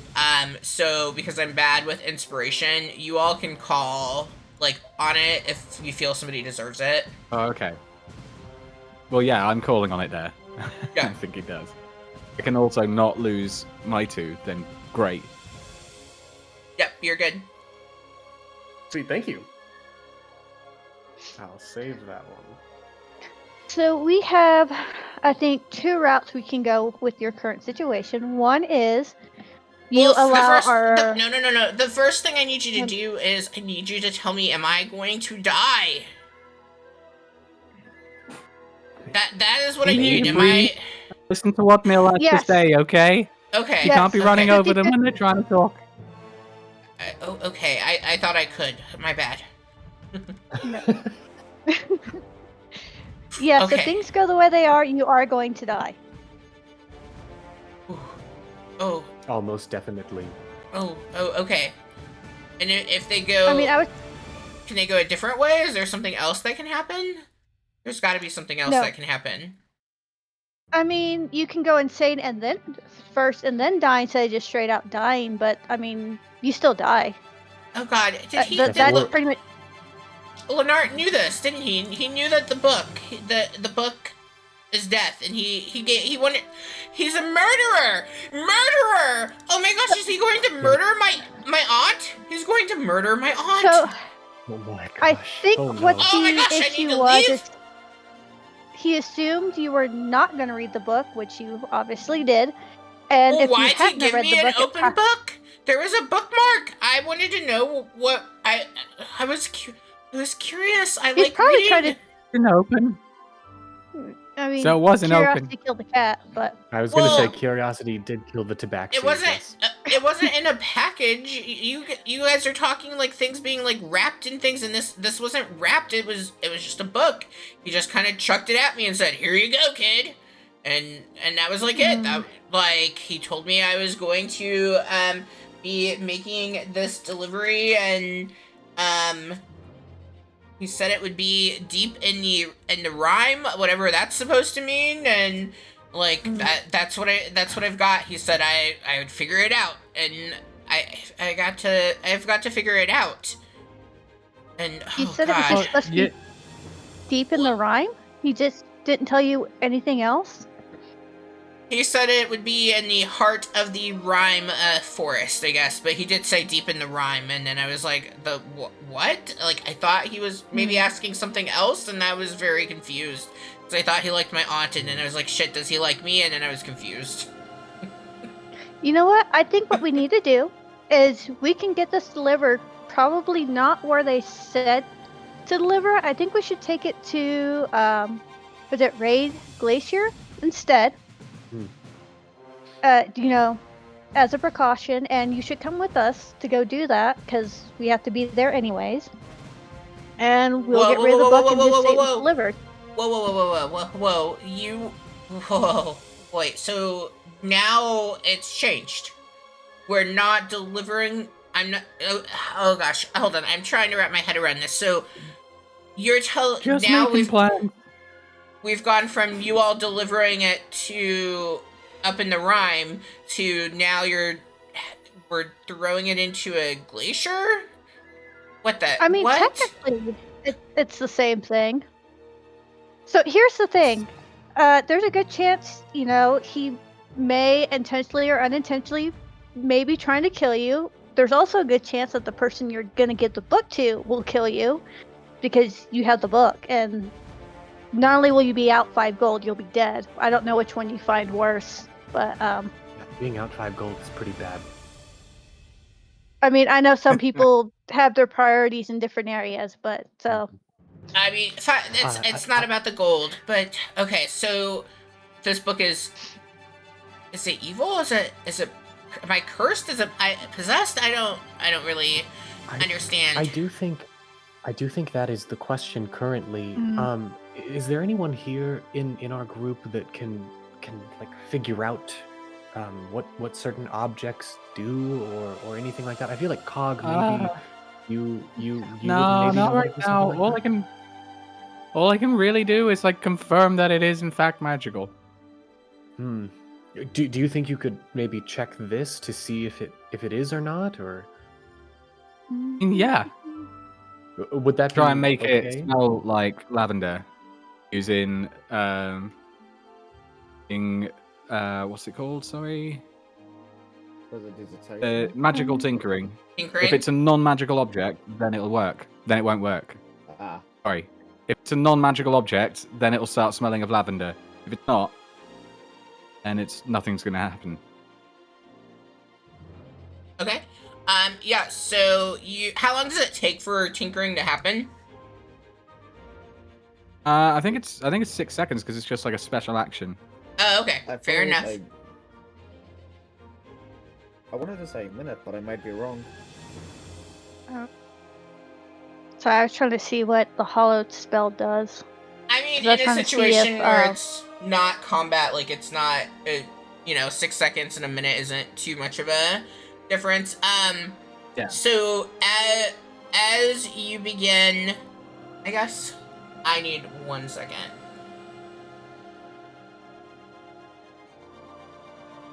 It just says as an action. Yeah. I mean, I think I know the answer to this, but I don't want to be... Okay, here we go. Didn't want to be wrong. Yeah, so you are trying to get the scent of lavender to begin wafting through from this book, and you are not getting that scent at all. Right. Yeah, it's magical because that would work. Interesting. Okay. Well, it's just a book. What do you mean it's magical? It's just a book. It just has random like drawings and. Big book, buddy. Oh, okay. Come on. Come on, man. I cleaned your britches. I know this stuff.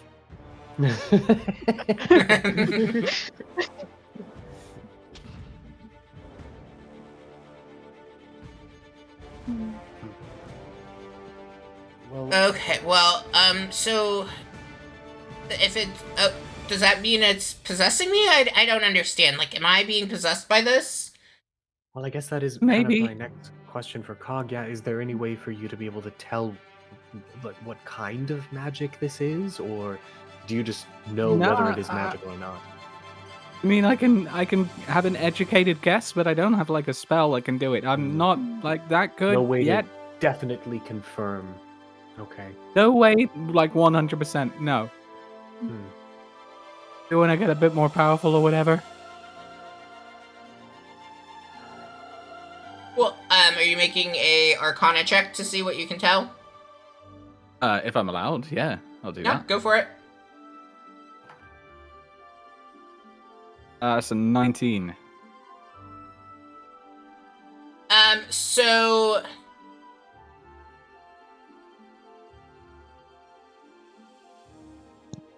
what you would know, and not necessarily like without like doing a detect spell, like you're not picking up any kind of like aura or anything, but you have a strong feeling that this book might be affected by like a is it geesh, like some charm thing where whatever creature has kind of in a sense attuned to it now it has to do whatever the tome's bidding is for it. Yeah. I know its name, so does that help me at all? Knowing what the book is called? Yeah. Well, based on knowing the name of it, like, you know that this book is up to no good. Yeah. So, you know, based on its name and what I can tell about the magic on it, it's got you under some kind of charm, and it's not got your best interest in heart, that's for sure. Yeah, you would also know, if he, at this point, tried to do something that goes against what it wants, he likely is going to, probably have some physical damage happen as a repercussion. Oh, shit. Guys, I'm pretty sure if he does anything that the book doesn't want, then it's gonna hurt him. What? I guess we could test it, but it would also hurt him, if I'm right. Yeah, Lucian, what does the book tell you to do? The book doesn't talk to me. Like, what do you mean? What does the book tell me? I'm not hearing voices. Since you've read it, though, does it say to do anything like an instruction manual or? I mean, here you can look at it if here, just look. Or hand it over. Well, This is gonna hurt him. he keeps his hands on it, but like he like opens up the book and says, "You're welcome to take a look, but I'm still really uneasy, but you can take a look at it." And you take your hands off it, I promise you I'll give it right back. I mean, where are we gonna go? We're on a ship. Yeah. Oh, I mean, guess you guys are trying to be helpful, so and really can't go anywhere because I'm the one closer to the wave out of the bottom of here. So I guess so. Yeah, I guess I can. I can let go. I can let go. But you promise that you won't take it anywhere. We're right back. Well, I mean, you'll give it right back because you're gonna stay right here. So okay, yes. Yeah, I can do that.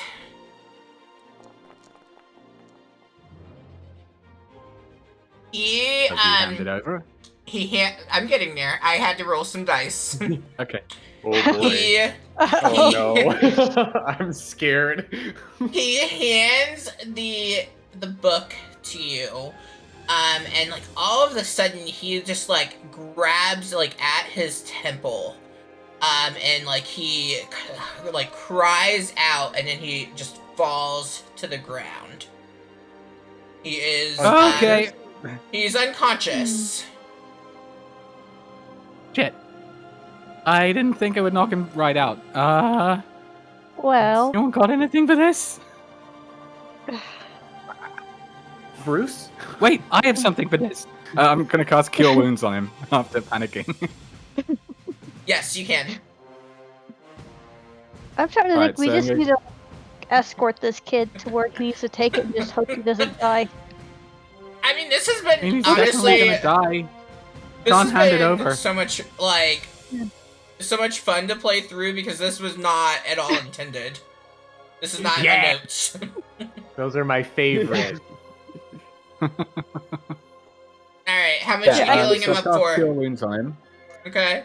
He is going to be brought up for 12 hit points. I'm rolling nicely. Okay, he's halfway there. Let's go. My God. He's a beefy boy. Oh my god. Yeah, I wanted, like, thinking through their stats, I didn't want it to be, like, commoner stats, because that, to me, doesn't make sense. He, like, as you cast Cure Wounds onto him and he regains consciousness, he... what was that for? Why... What happened? My head... the ringing is still happening inside. I don't know, like, what's going on, and, Yeah. We didn't do that. The book did. Obviously, it didn't want you to hand it over to us, so it hurt you, which is kind of what I said would happen. well then, should you give it back? I don't want to die. Oh my gosh, is this what happened to the other person? Yeah, I think we should give it back for now. Before you do, is anyone taking a look at it? Because he had presented it with the pages Yeah, open. we should look at it for sure. Okay, what is interesting to you as who's looking? I wanna Millie look. probably look. I want to like peek over someone's shoulder at it. Okay, if you are looking at it, roll me perception rolls. Yeah, Bruce would probably be giving it a casual glance, but my boy can't read. That's because I'm rolling it's like garbage there. today. Yeah, disadvantage with Brucey. I'll just do 11. I'm not sure I'm gonna do anything because he no read, but Okay, and Pog, what did you get? I didn't look at it. I Okay. know that this book is bad, and I'm gonna say that Cog is not looking at it. Okay, so Unless, like, I need to, like, make a wisdom save to not look at it. nope, you're good. No, what is interesting and what you noticed, as this, like, exchange of it being handed and, like, when he physically let go, is while he was still holding the book, there was writing on it. When, Lucien, when he was holding on, there was writing. The moment he began to release his hands from it, the writing, like, just, it kind of slowly vanished. And, like, once he let go, the writing was gone. And that's, when he grabbed onto his head. So whatever is in that book, you all cannot see it.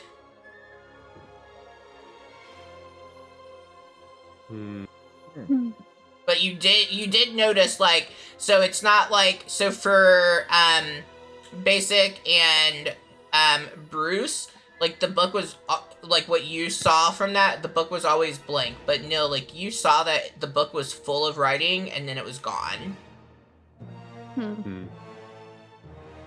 You did not have enough time to catch what any of it would have said or anything, but you did see the pages, like, clearly erased from it. Now the question is, the experiment I want to do, is that going to knock his ass out again or not? So, I guess I'm going to err on the side of caution and not do it.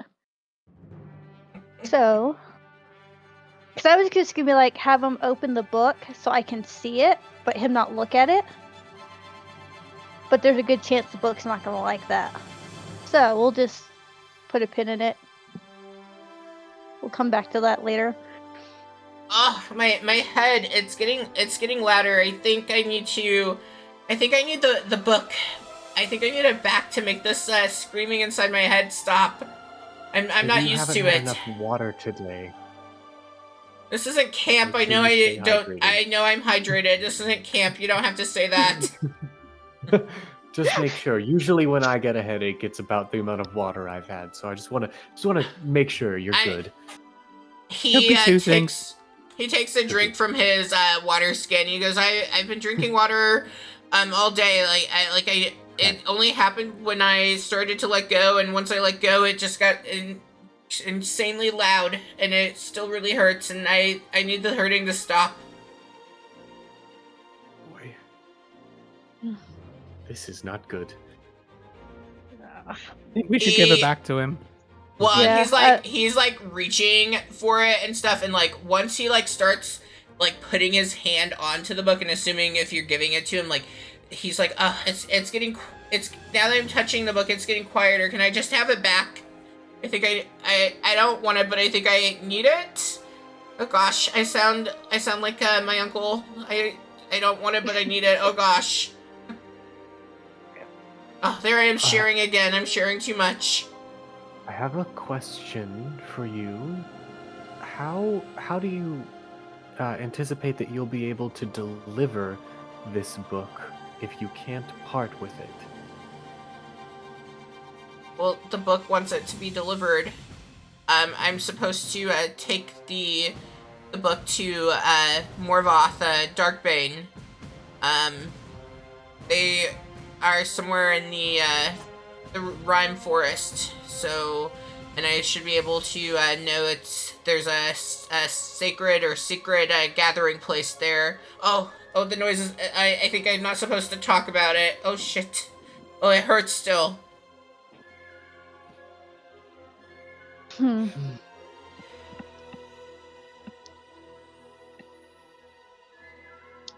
mean, the book wouldn't be opposed to us helping you get it delivered, right? It's just extra insurance that, More it gets to where it protection. needs to go. Yeah. Guys, I don't talk to the book. I can't like ask it questions. I think that might be too much.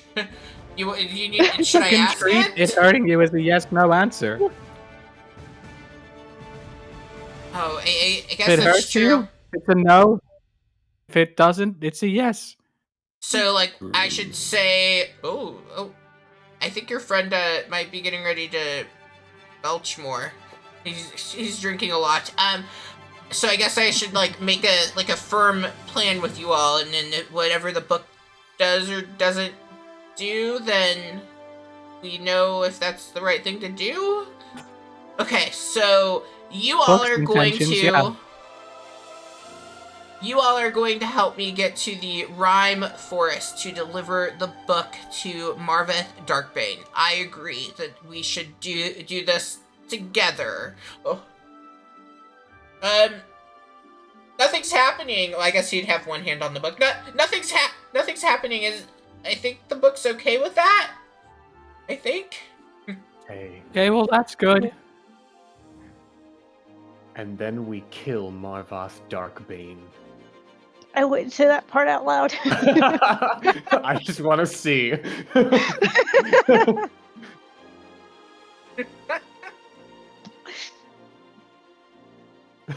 Oh, my friend. Let's see what you did to him. Oh no!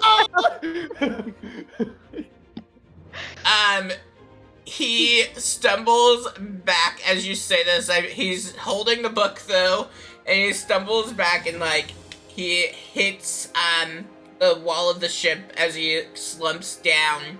And it was at like that very moment it seemed as though the ship kind of, you know, hit a really large wave, but you're not sure if it was the wave or the book.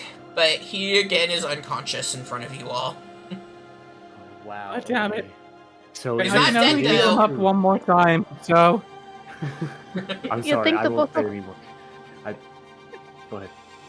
I was gonna say, you think the book will believe us if we tell him it was just a prank? Oh, maybe. We didn't maybe, mean yeah, it. the book is probably still listening, so we should probably just. God. Yeah. We're not Gonna really cast gonna Cure kill Wounds on him. Marvoth Darkbane. That was just a little joke. All just right. testing the power of the book. He's And still yeah, cast unconscious. Cure Wounds on him. Okay. How much are you healing him for? Oh,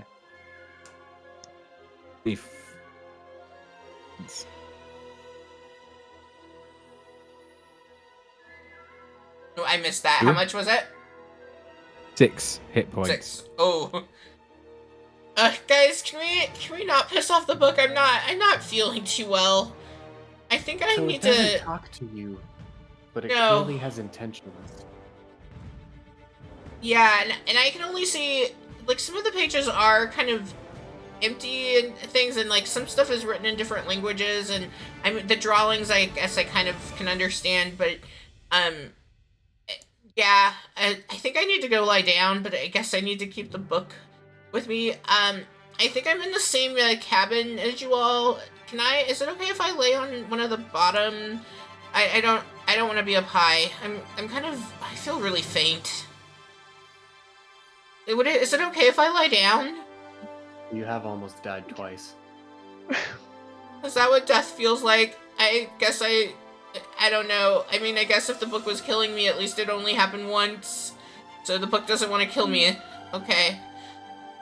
It just doesn't want, I don't know. I don't want to talk about the book anymore. I'm kind of scared. I'm gonna go lie down now. We were just sharing funny stories, and now it doesn't feel funny anymore. I just want to go home. Where's my mom?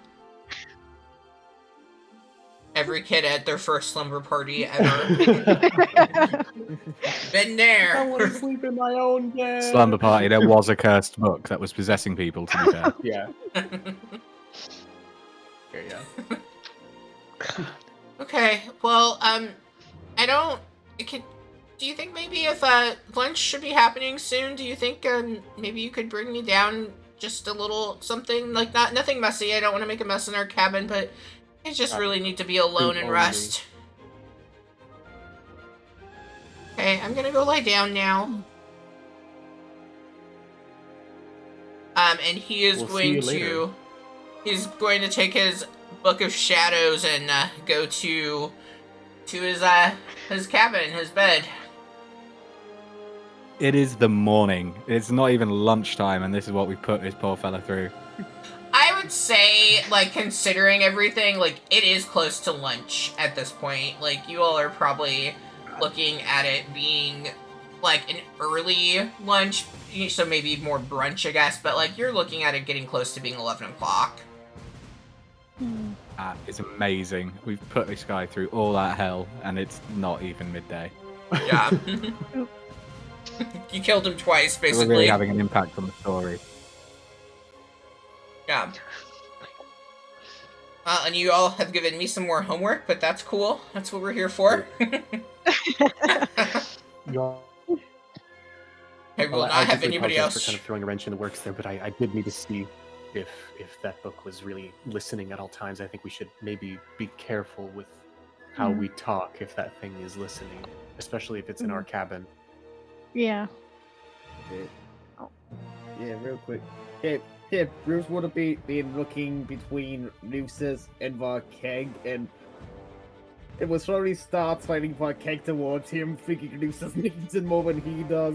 Oh. Oh, you're offering me a drink or the whole thing? I'll just take a drink. He pushes my keg towards him hard. Oh, thank you, big buddy. I appreciate that. You're right. I do need a drink. I'm gonna go ahead and yeah.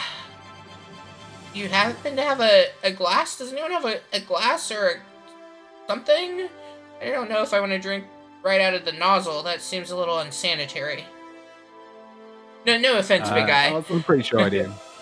Yeah, I was just thinking of a backwash Bruce would have had. Oh my gosh.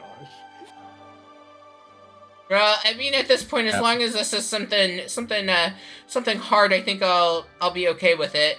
And Cog, you have a watered down. you have a cup 6 for liters of water was added to it. Is anyone going to alert him to this, or are you all just letting him?